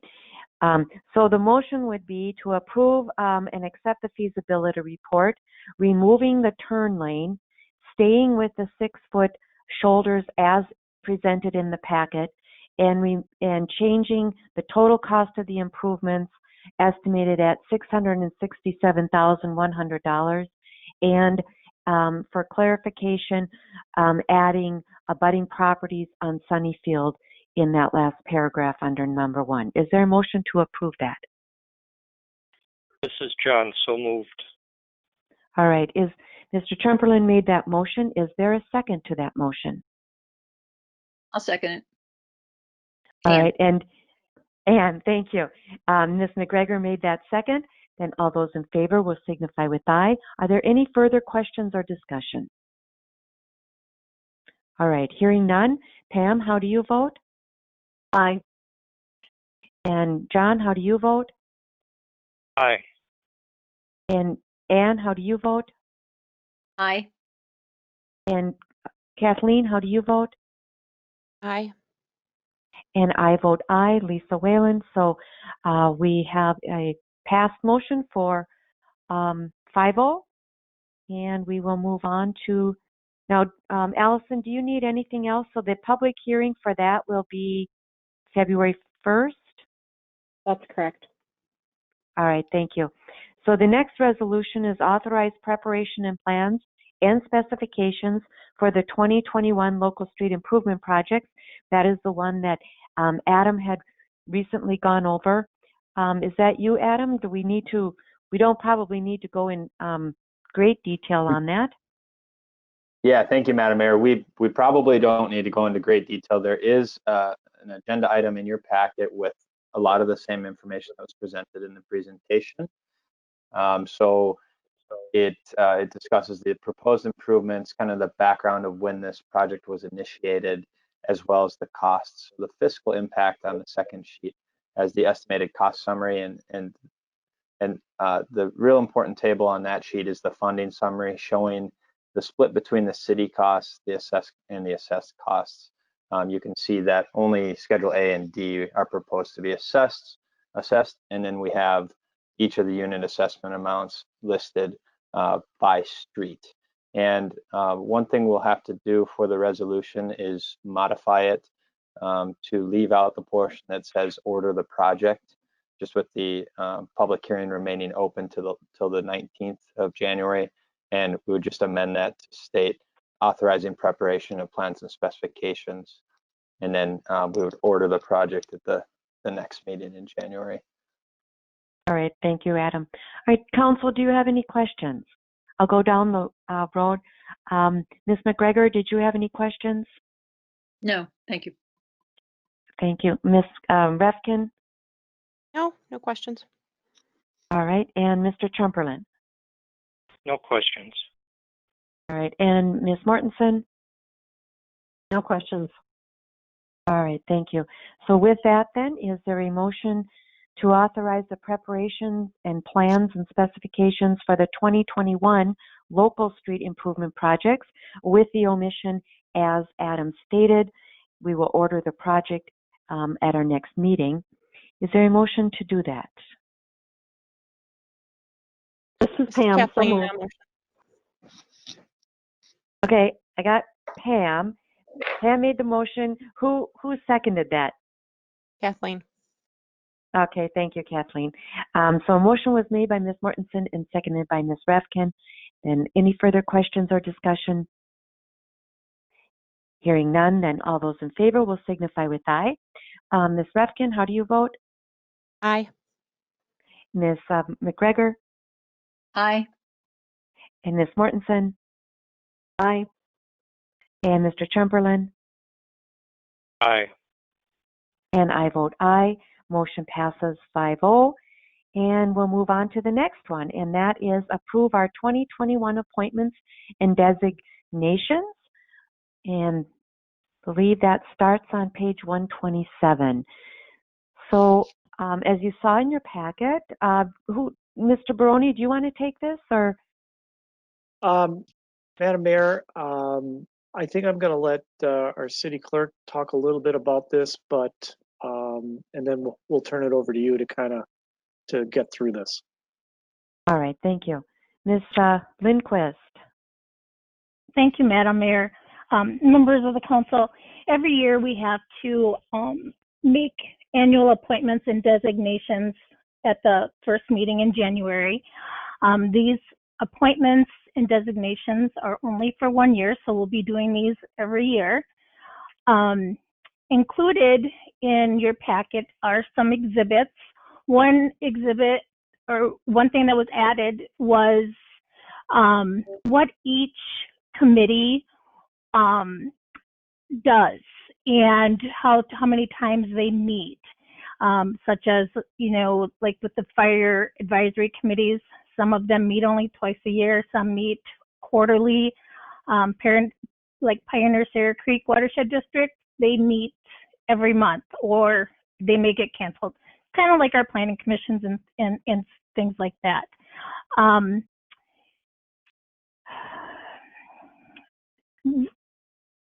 Some of them are where by statute certain members have to be, such as the mayor or say the city administrator or the police chief.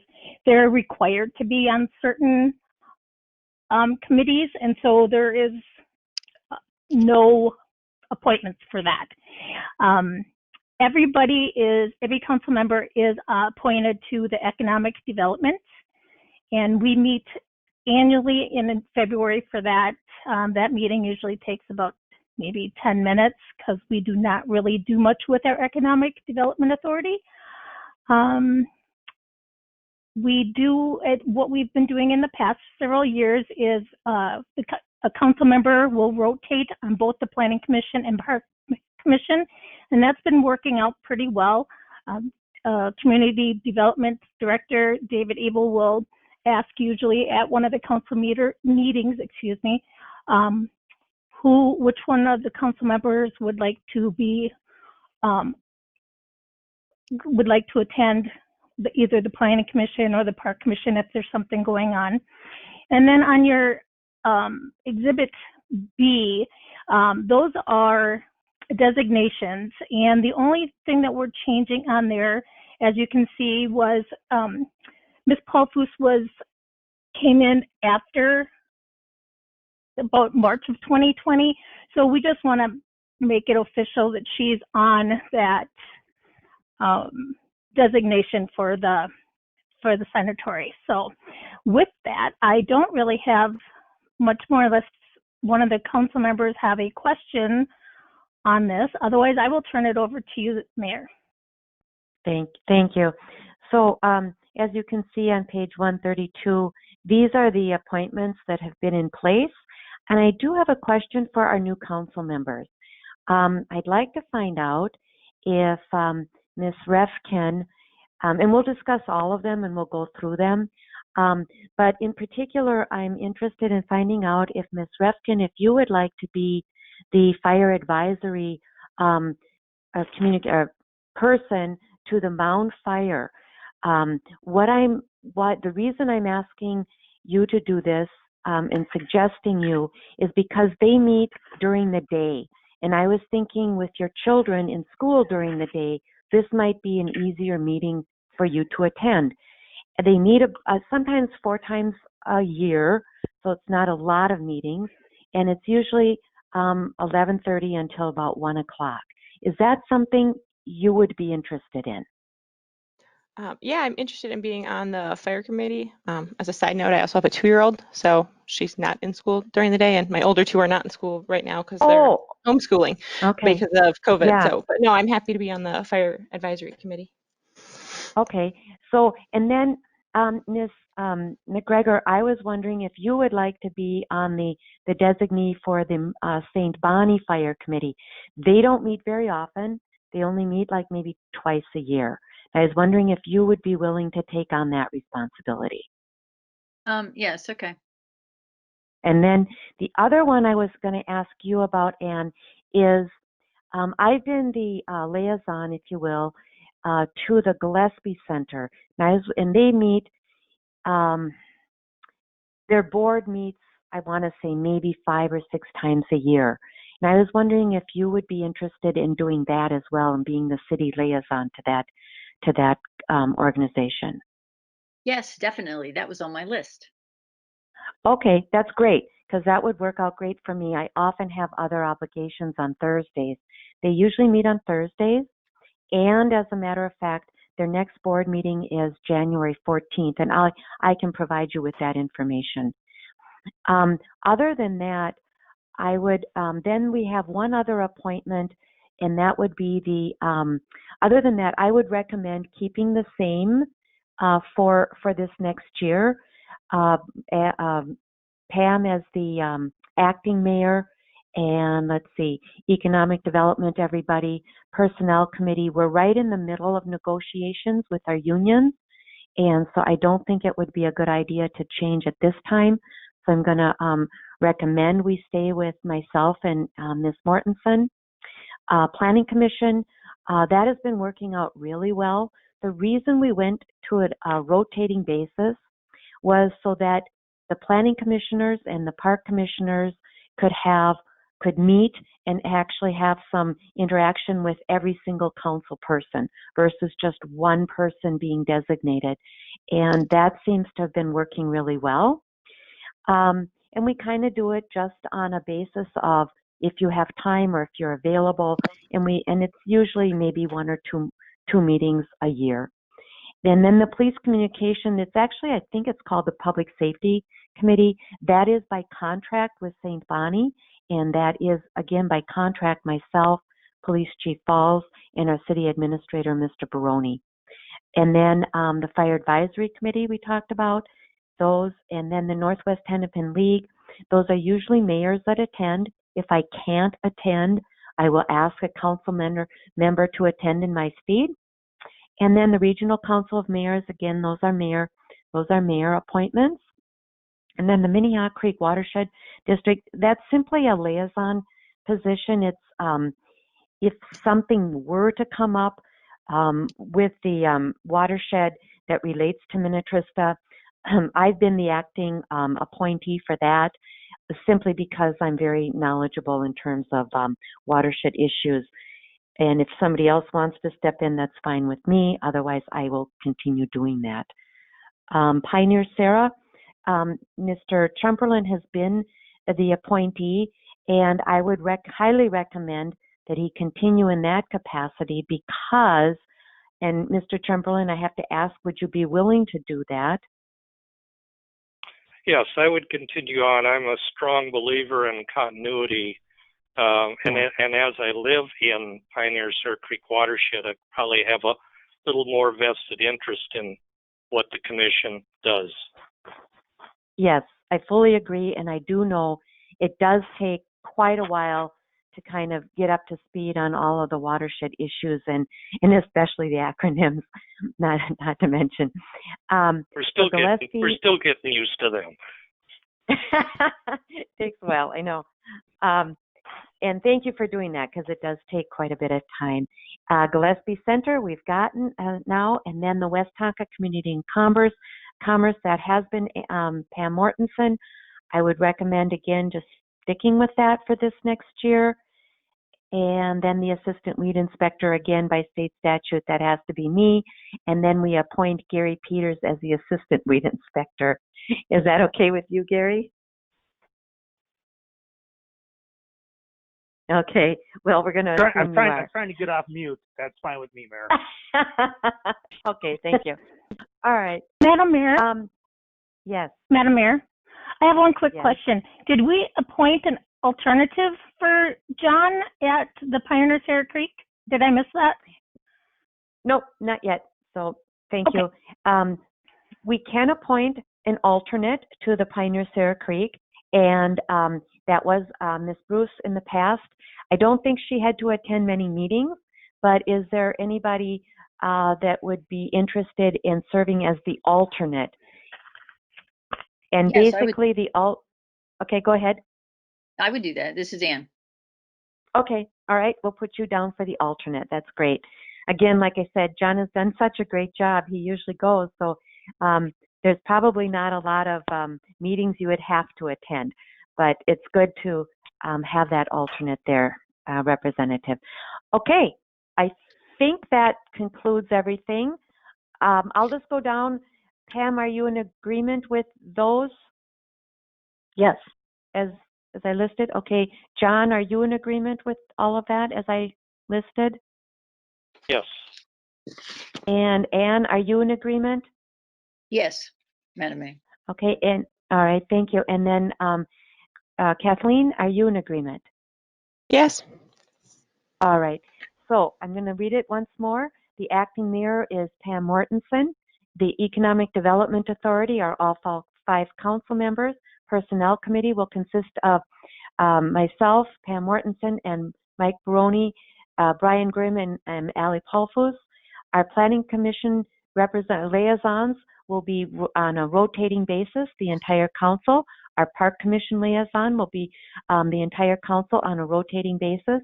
The Public Safety or Police Communications Committee is the mayor, myself, Police Chief Falls, and our city administrator, Mr. Baroni. Our Fire Advisory Committee to St. Bonnie is Council Member Ann McGregor.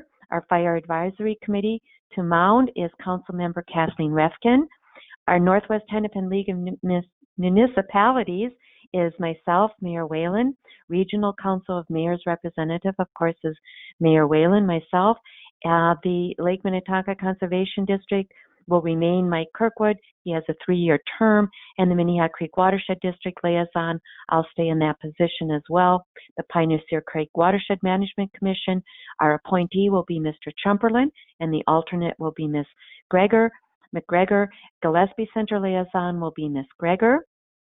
And the West Tonka Community and Commerce appointee will be Ms. Mortensen. And our Assistant Weed Inspector will be Gary Peters. And that concludes those. Is there a motion to approve all of those appointees as I've listed? Madam Mayor, just a quick question. Yes. If I may. Ms. Go ahead. Lindquist, is there a official letter then sent to Pioneer Sarah Creek that lists me and Ms. McGregor then? Councilmember Shumperlin, yes, I will get those letters out by the end of the week to each corresponding committee or commission. In your case, it's a commission. I send them out for all of them, and I also give them all the council member who is appointed to that committee or commission your phone number and your work cell or your city cell and your city email. So I give that to whoever their contact person is. Thank you. Yeah. And John and you will both need that resolution before you can be, if you will, sworn in or vote at the Pioneer Sarah Creek. So, all right. So before the 21st. All right. So your meeting's the 21st, John? Okay. Well, I should, like I said, I'll have them out in the mail by the end of the week. So everybody should be good for any meeting that they have. Okay, thanks. And you'll all get a copy. You'll all get a copy of it too. So and if you want me to, I can email you a copy of it because normally I put it in your boxes, but I think mail for only the goes out Pioneer once or Sarah, twice a month. Could you do that, please? I think that would be a good idea. Sure, I can do that. That's not a problem. Okay. All right. Great. Okay. Then is there a motion to approve that resolution and appointments? This is John T. So moved. All right. Thank you, John. Is there a second? This is Kathleen. I'll second. Okay. Kathleen made that second. Thank you. So all those in favor will signify with aye. I vote aye. Lisa Whalen. Pam Mortensen. Aye. And John Chumperlin. Aye. And Kathleen. Aye. And Anne.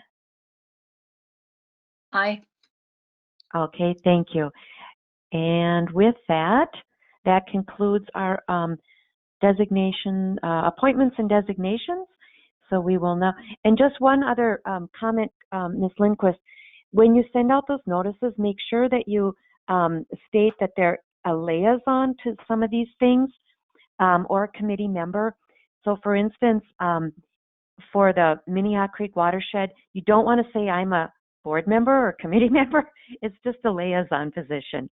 And same with the, same with the Gillespie Center, that's a liaison. And then the committee members to the fire districts, they would be committee members. Okay. All right. Thank you. Yep. So next we have our Park Commission and our Planning Commission appointments. So we did our interviews in our work session previous to the council meeting. We had some fabulous, all of them, fabulous applications or applicants. And let's see, who wants to, David, did you want to do a brief overview? Sure, Madam Mayor and Council. As stated, you did conduct your interviews earlier this evening. We have a resolution before you. For you, all you need to do is agree upon candidates for those positions, insert the names as part of those resolutions and motions to fill the vacant seats that we have available. All right, thank you. And also just for the record, we also talked about adding, revisiting, I should say, the Park Commission ordinance and looking at that to possibly expand it from the current 5-member panel to a 7-member commission. And the council seemed in agreement that we should look at that. So tonight, it's still a 5-member commission.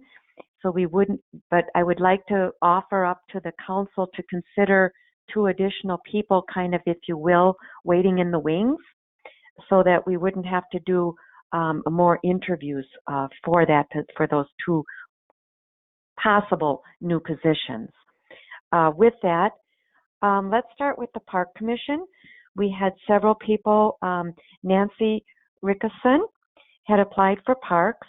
We had Hal Goldstein apply for parks or planning. We had Andrew Beipler apply. He was not available tonight, so we did not interview him. And then we also had Sarah Hussein apply for parks as well. And due to a family emergency, she was not able to attend. Why don't we start with whomever would like to start? Comments, ideas, who you'd like to see. This is John. I can go. Okay.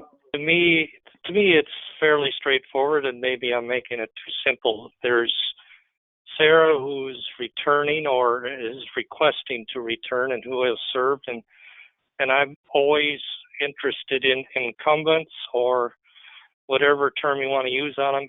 If they're coming back in what is a volunteer position, that does take time.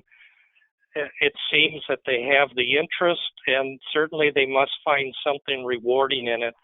And obviously, with the time they've already spent on the commission, whether it is parks or planning, they've got a foot up, in my opinion, again, on other people, just because they've gotten their hands wet and are familiar with what takes place. So, with there being a one opening and then the two alternates based on current 5 and 2, I would recommend Sarah as back for as the opening position, and then Hal and Nancy as the 2 alternates. The other thing I'd like to say for everybody who is listening, whether they're on the commission, get assigned to a commission or not, and again, everybody here was so well qualified for either, I would hope the interest stays, whether they're appointed or not, in that at the end of this coming year, or the year we're in, 2021, there's going to be 4 more openings at a minimum because of expiration of terms. So certainly not getting maybe the specific place that we're looking for today doesn't curtail that it couldn't happen in the future. And I guess the other question I would have, when we get to where there is more people interested in the planning, for those who might not get appointed in the planning, if we are to extend the parks to 7 and 2, we probably would need to check with those individuals to see if they would be interested in stepping into the role in the parks versus planning. Okay. All right. And anybody else want to weigh in on parks? I agree with what John. This is Ann. I agree with what John has said about Sarah and then the 2 alternates. Okay. Kathleen, any I comments? also agree. I agree with John on what he said about Sarah and Nancy and Hal. Okay. And Pam? I agree as well. Well said, John. All right. Thank you. So I agree. So here's the thing. The only other thing we have to decide is we have what's called an alternate 1 and an alternate 2. And I'm just going to roll the dice here and say, let's make Hal Goldstein alternate 1 and Nancy Rickerson alternate 2. And keep in mind that if openings become available, they might be the first people to step into those open positions. Madam Mayor, may I ask a question on that? And maybe it's at this stage, it's something that we can't discuss. But if we agree in the future and make it official that we do the parks as a 7 and 2, just like the planning, then would the normal progression, or maybe that's not the correct term, the normal flow be that the 2 that we deem as alternates today become the 2 active, and then we make 2 new alternates, or what is your thoughts on that? Well, that's a good question. Very good question. I think the council would have to make that decision. My take on it, I would prefer to, since we've opened it up and these are the applicants, I think these applicants should be the first considerations.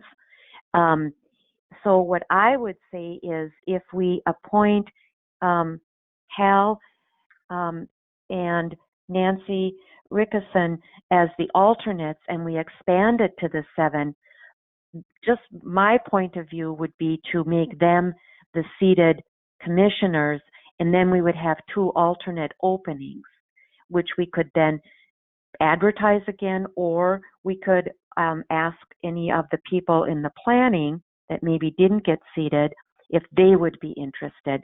That's kind of how I think I would approach it, but I'm open to suggestions.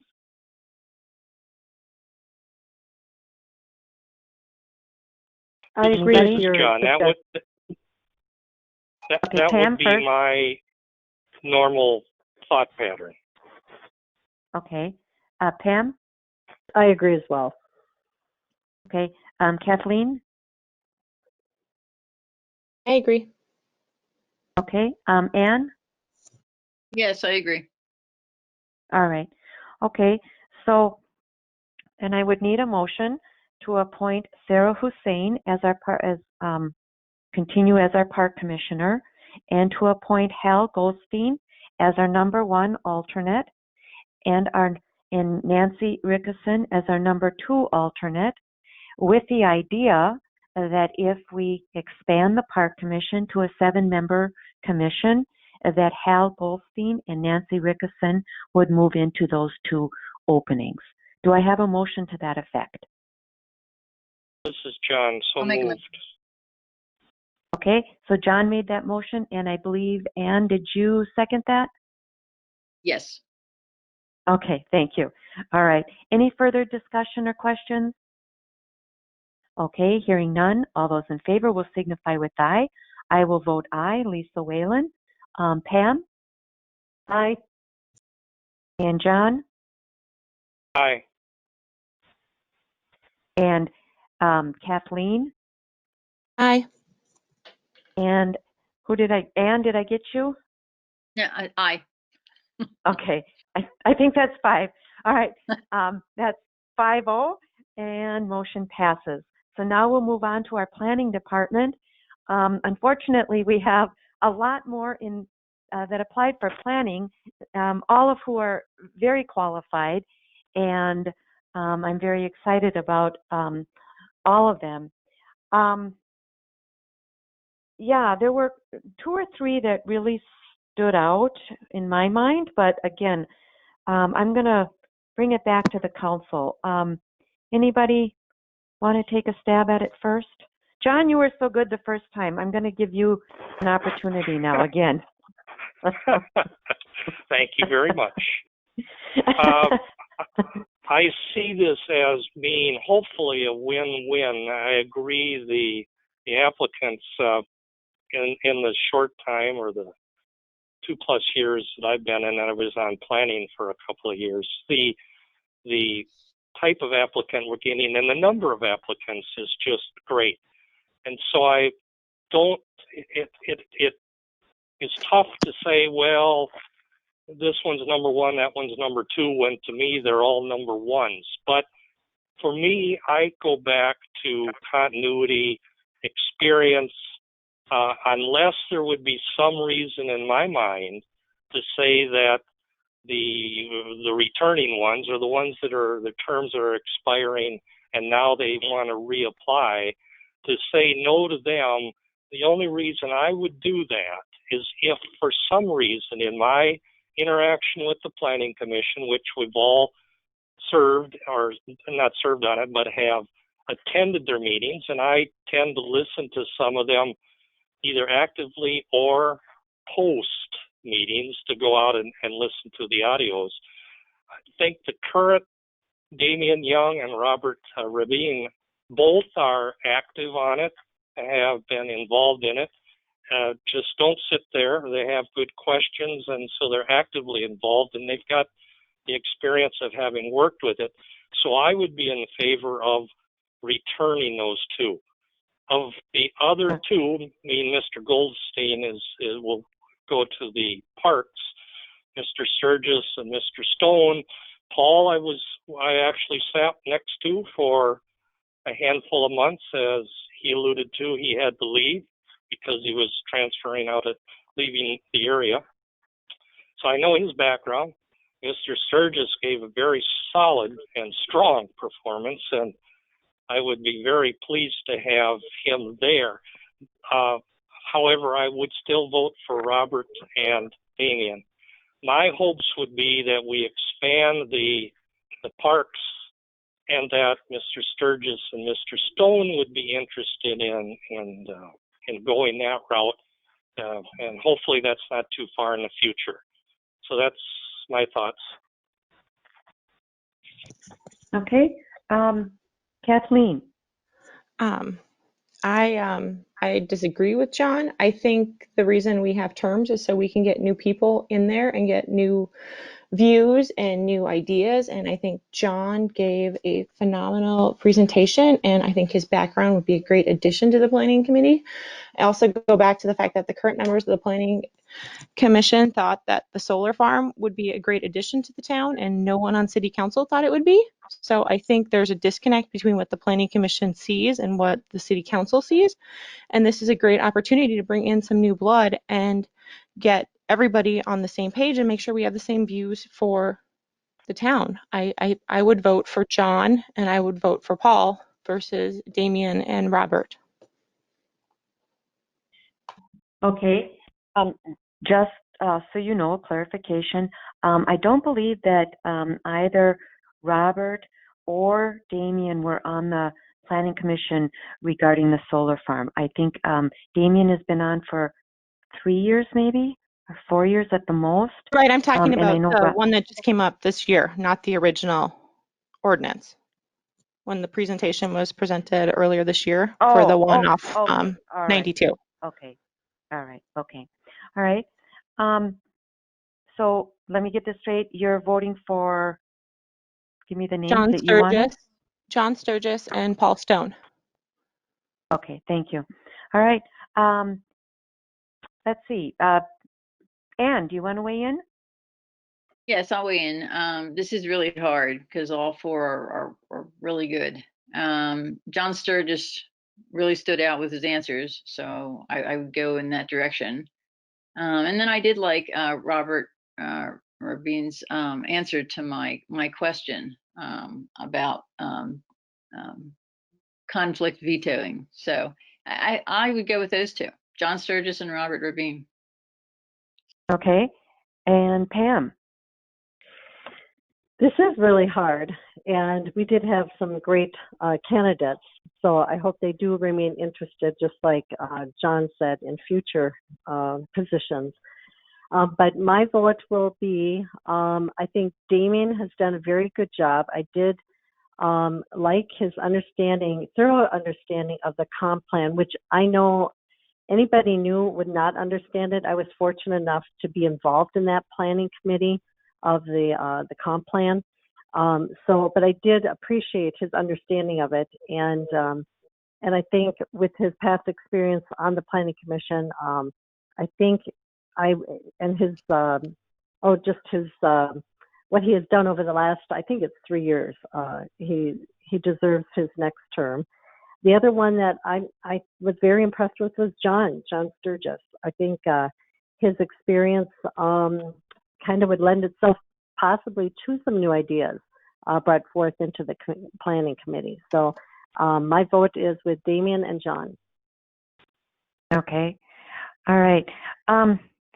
Again, okay, so this is a difficult decision because I honestly believe that all of these gentlemen are the fabulous candidates, and I think that they bring a lot, either have brought or will bring a ton of to the commission. I think I would say Robert Rabin and John Sturgis and Damien Young all are kind of neck and neck, if you will. I did like John did obviously a great presentation. Damien Young demonstrated his knowledge of the comp plan and the planning commission. And Robert, I also like a lot of things about Robert. I think if I had to make a decision tonight, which obviously we do have to do that, I would go with John Sturgis and with Damian Young. That would be those would be my 2 votes. So if I get this correct, it looks like we might, let's see, we have 3, I believe, if I'm correct, and correct me if I'm wrong, 3 for Damian. And do I have 3 for John? Or, 3 for Kathleen, John. can say that again? Madam Mayor, 3 for John. John Chamberlain, you can, John, you're on. I John Chamberlain. was actually ticking as each of us for voting too, because I knew it was going to be hard to make a decision on these. Of the eight votes, 2 for each of the, or Yep. 4, You have 5, 6, 3 7, for 8, 9, John. 10 of the 10 votes, 2 for each of us. The Sturgis was 4, Damian was 3, Robert was 2, and Paul Stone was 1. Okay, so the top vote getters are John Sturgis and Damian Young. That's correct. What I'm coming up with. That's all right. Exactly what I had, Mayor. Okay, thank you. Thanks. So with that, we do need a motion. So can I get a motion from somebody to approve John Sturgis and Damian Young? I know that's not everybody's first choice, but I'd like everybody to get on board and get behind these individuals if possible, but if not, so be it. So I need a motion to approve Damian Young to the Planning Commission. Is there a motion to do that? This is Kathleen. Motion. Okay, John Chamberlain made that motion, and I believe it was Pam Mortensen that seconded that. So all those in favor will signify with aye. I vote aye. Pam? Aye. And John? Aye. And Anne? Nay. Okay, and Kathleen? Aye. Aye, that's 4-1. So Damian is appointed. And next I would need a motion for John Sturgis to be appointed. Is there a motion to appoint John Sturgis? This is Ann. I'll make a motion. Okay, Anne made that motion. Is there a second? Pam, I'll I second. Oh, okay. I think Pam got it. Pam seconded that. All those in favor will signify with aye. I will vote aye. Pam, how do you vote? Aye. And John? Aye. Okay. And Anne? Aye. And Kathleen? Aye. So that would be 5-0. All right. So Mr. Sturgis is appointed. Thank you very much. And Chris, I'm assuming, or David, I'm not sure who notifies these individuals. Madam Mayor, I just have one question because the resolution for the Planning Commission was to... Say that again? Say that again? Well, what? I'm not quite sure how we're going to do the resolution for the Planning Commission because it was the 2 slots, but I can talk to Ron about that because it was supposed to be just one motion for the resolution. I don't think you could. Okay, well, I'll have Ron weigh in. I don't think you could do it that way unless it's a unanimous vote, and it wasn't unanimous. So, Ron, do you want to vote? Do you want to weigh in? Madam Mayor, I think you're correct. The resolution was prepared in case there was a unanimous vote, but there obviously wasn't. So I think that the resolution needs to be modified to reflect the different vote on the 2 candidates. Okay, thank you. But Yeah. can we, Ron, All can we right. do that with one resolution? Sure. Or do, okay. Oh. All right. All right. No, So- you need to, No, you need to have two resolutions because they're different votes. Yeah, with a 4-1. Okay. So we're going to have to, Just, okay, just not a problem. do a second resolution. I mean, we know what the vote is, and then, you know, Yep. have, there were two different motions, and those are the two resolutions. Yep, I got it. Thank you. All right. All right. Thank you. So with that, so again, David, Abel, Mr. Abel, are you the one that notifies the individuals, or is that Chris? We'll get it David, figured I out, Madam can, Mayor. yeah. Okay. All right. Thank you. All right. That concludes our business items. So we will move on to staff report. Mr. Baroni? Yes, Madam Mayor and Council, just a few items here to go through. Again, welcome to our two new council members, and congratulations to them, and also to Mayor Whalen. Was at their oath of office ceremonies today. It was different than we've ever done here before, since there was nobody here except city staff and families of the people that got sworn in today, but it worked out just fine. Just wanted to touch on the fact that we did have a chance to have orientation sessions with our two new council members the week of December 14th through 18th. There were 7 sessions in all for each of for them. I was supposed to be a part of those, but I did not and was not able to attend because of the death of my mother, so I missed those. So I did end up scheduling some one-on-one sessions with both Ann and Kathleen just this past week, and those went well. So I was glad to be able to sit and talk with them. On a personal note, I would like to thank the council members, both current and past, who did send their condolences to me with cards and emails and flowers. It was very much appreciated after my mom died a few weeks back.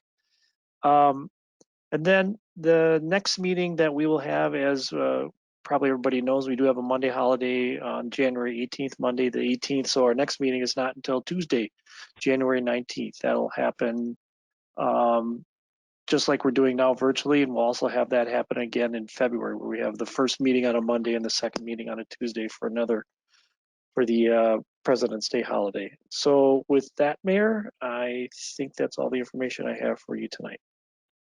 Okay. Mr. Abel, are we going to have a park commission meeting this month? No, but we will be having a planning commission meeting, so I do need someone to attend that on January 25th. Okay. I will attend that. I'm usually the one that does the January ones.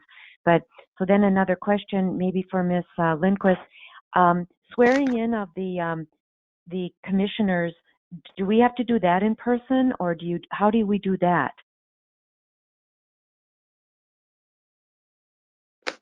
I think I'm going to defer that to Mr. Beatty. Okay, Well, Mr. Beatty. Madam Mayor, I would do the there- commissioners the same way you did the council. Yeah. Okay, all right. So that can happen. We'll have to connect with them, and they can actually be sworn in any time between now and the commission meeting, correct? Correct. Okay. All right. You'll contact them, and I'm assuming, Ms. Lindquist, you would be at City Hall to do that? Correct. We'll schedule it. All right. We'll schedule it with Okay. each individual commissioner.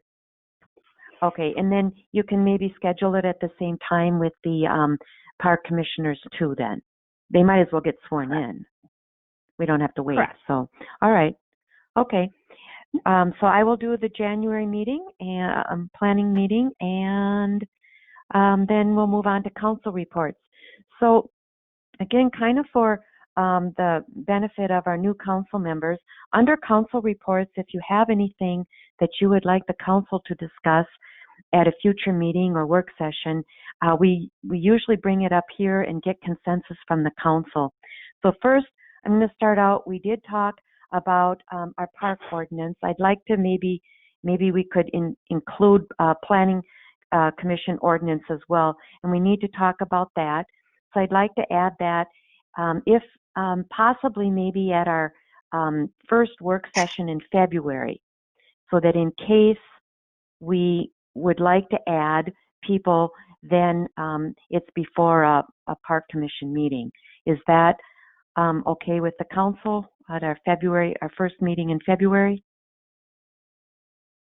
This is Ann, yes. Yeah. Okay. And Kathleen? Yes. Okay. And John? Yes. And Pam? Yes. All right. And then the next thing that we need to discuss, and I'd like to add this to the next work session, which we didn't get to this time, is the assessment methodology for the Sunnyfield Road project. So I'd like to, we kind of had to move that back because of the time it took to interview the applicants. So I'm going to ask staff to put that on the next, so it'd be the January 19th work session.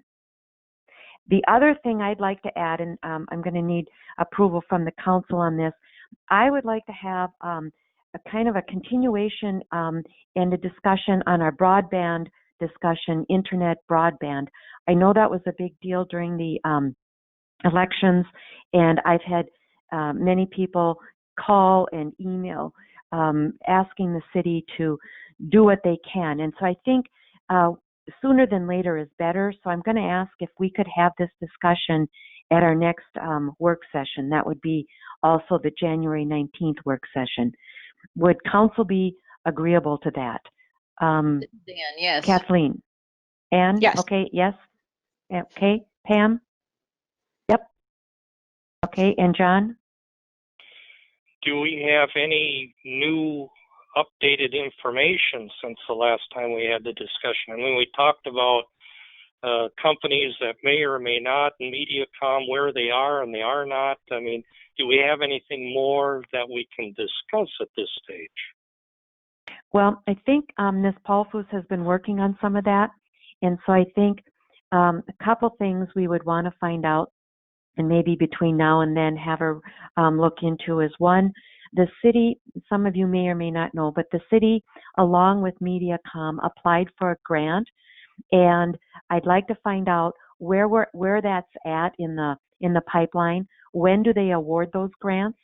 If at least if we knew when they award those grants, then we can at least keep tabs on it. Then the other thing that we were going to look into last time we had this discussion is MediaCom fulfilling their contract? And I think Ms. Paulfus is looking into that. But the other thing that we can discuss is other options.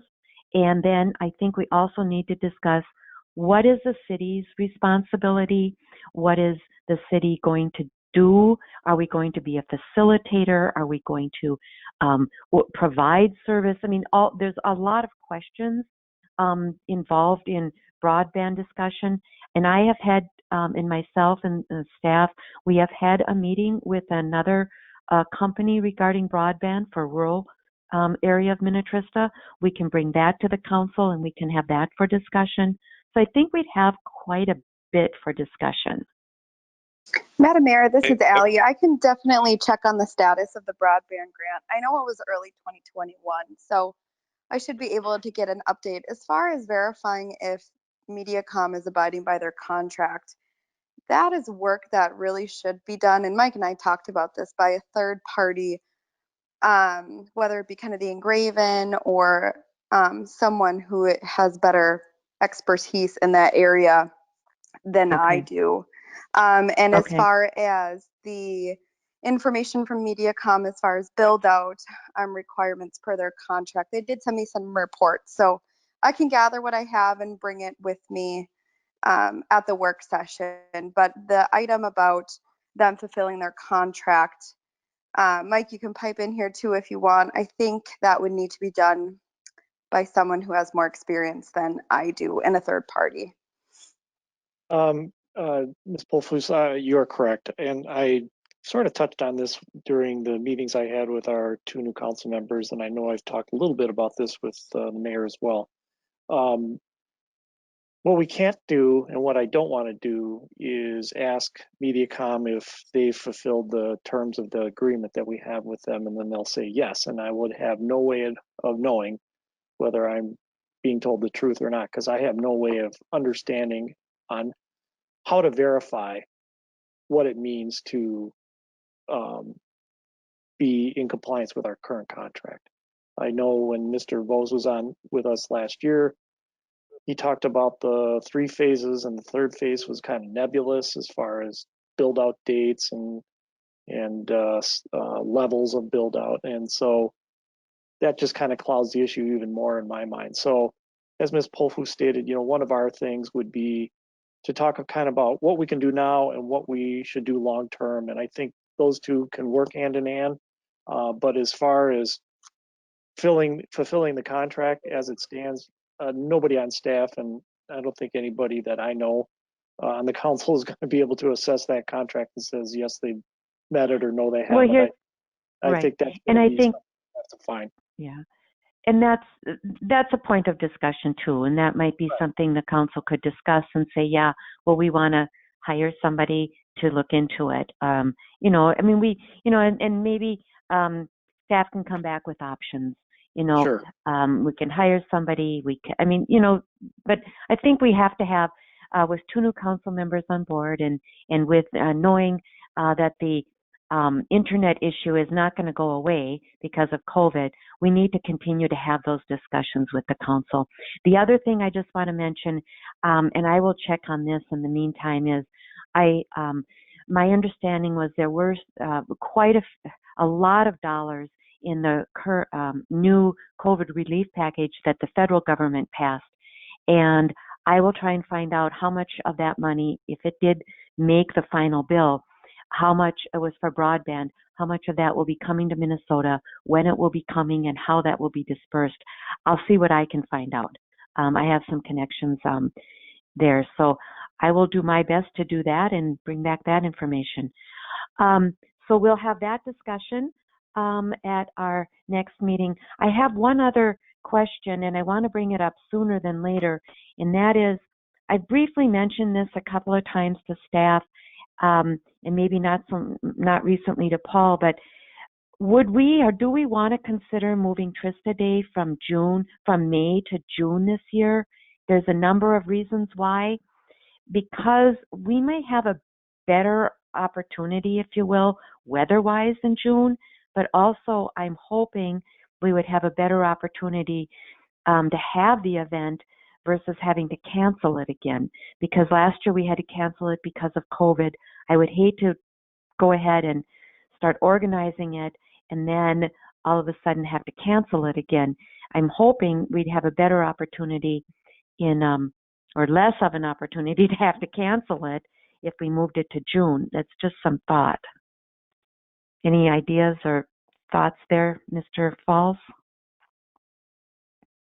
Madam Mayor, Council, that is something we have discussed briefly in the past, just given the history with either the weather or last year with COVID. So certainly I would be open to that idea. I think we have a better chance for better weather.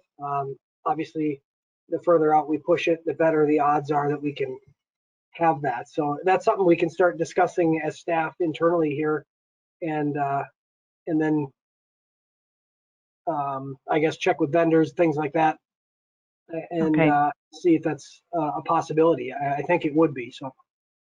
Okay, thank you. Let's see. I think that's all. I had another thought that we could discuss at a future work session. And what I would, and again, this is sort of brought on by the amount of applicants we had here recently. And I've run it a little bit by staff as well, but I'd really like us to consider creating, if nothing else, an ad hoc citizens committee that would be helpful in creating and or organizing different city events. We have the Trista Day, and that's fabulous, but we don't have any other events throughout the entire year. And they don't have to be huge events. They could be smaller events, but especially fall or even the holidays, a lot of communities have these events, and we're a growing community, and it might be good to have a few more events in our city for people to rally around and to bring the community together. So that might be something we could discuss at a future work session or council meeting. Anyhow, that's all I have. So I will move on to Ms. Mortensen. WCC did not meet again. I don't know when they will, so I have nothing to report on that. Regarding Trista Day, I just want to pipe in on that. I don't know if we'll be able to get the pig races in June, just because he does his pig races up north starting the beginning of summer. So I will call tomorrow and find out if they're available in June. Okay, thank you. All right, anything else? Nope, that's it. All right, Mr. Trumperlin. On December 17th, we had our monthly Pioneer Sarah Creek meeting. Earlier that day, the Board of Water and Soil Resources had officially approved our 4th Gen plan, which covers the years 2021 through 2030. So kind of like the comp plan is kind of an overall picture of what we as a watershed endorse doing, meeting certain criteria that Hennepin County, Three River Parks, the jurisdictions kind of direct us to do. So we as the commission then obviously adopted that the night of the 17th. This went into effect. And as it affects us in Minnetrista specifically on that plan, at a very high level is the delisting of South Whale Tail. So it's not obviously on the radar as you can see it today, but it will probably come up within, I don't know if it'll be this year, but certainly probably not this year, and that we need to budget anyway, and they haven't got anything on dollars. The dollars they had estimated are from 3 or 4 years ago, and obviously the price of Pelham has gone up probably a great deal. But that'll be something we will probably be discussing somewhere in the next couple of years. Okay, great. Thank you, John. Okay, and then Ms. McGregor. No, I don't have anything to add. All right, thank you. And then Ms. Refkin. No, I don't have anything. All right, thank you. All right, so with that, we conclude our meeting, and if I have a motion, we can adjourn. This is Pam. Okay, is there a second? I'll second. All right, I think Ann seconded that. So Pam made the motion, Ann seconded. All those in favor will signify with aye. I vote aye. Pam? Aye. And Ann? Aye. Kathleen? Aye. And John? Aye. All right, motion passes 5-0. Thank you very much. Great meeting. Thank you all.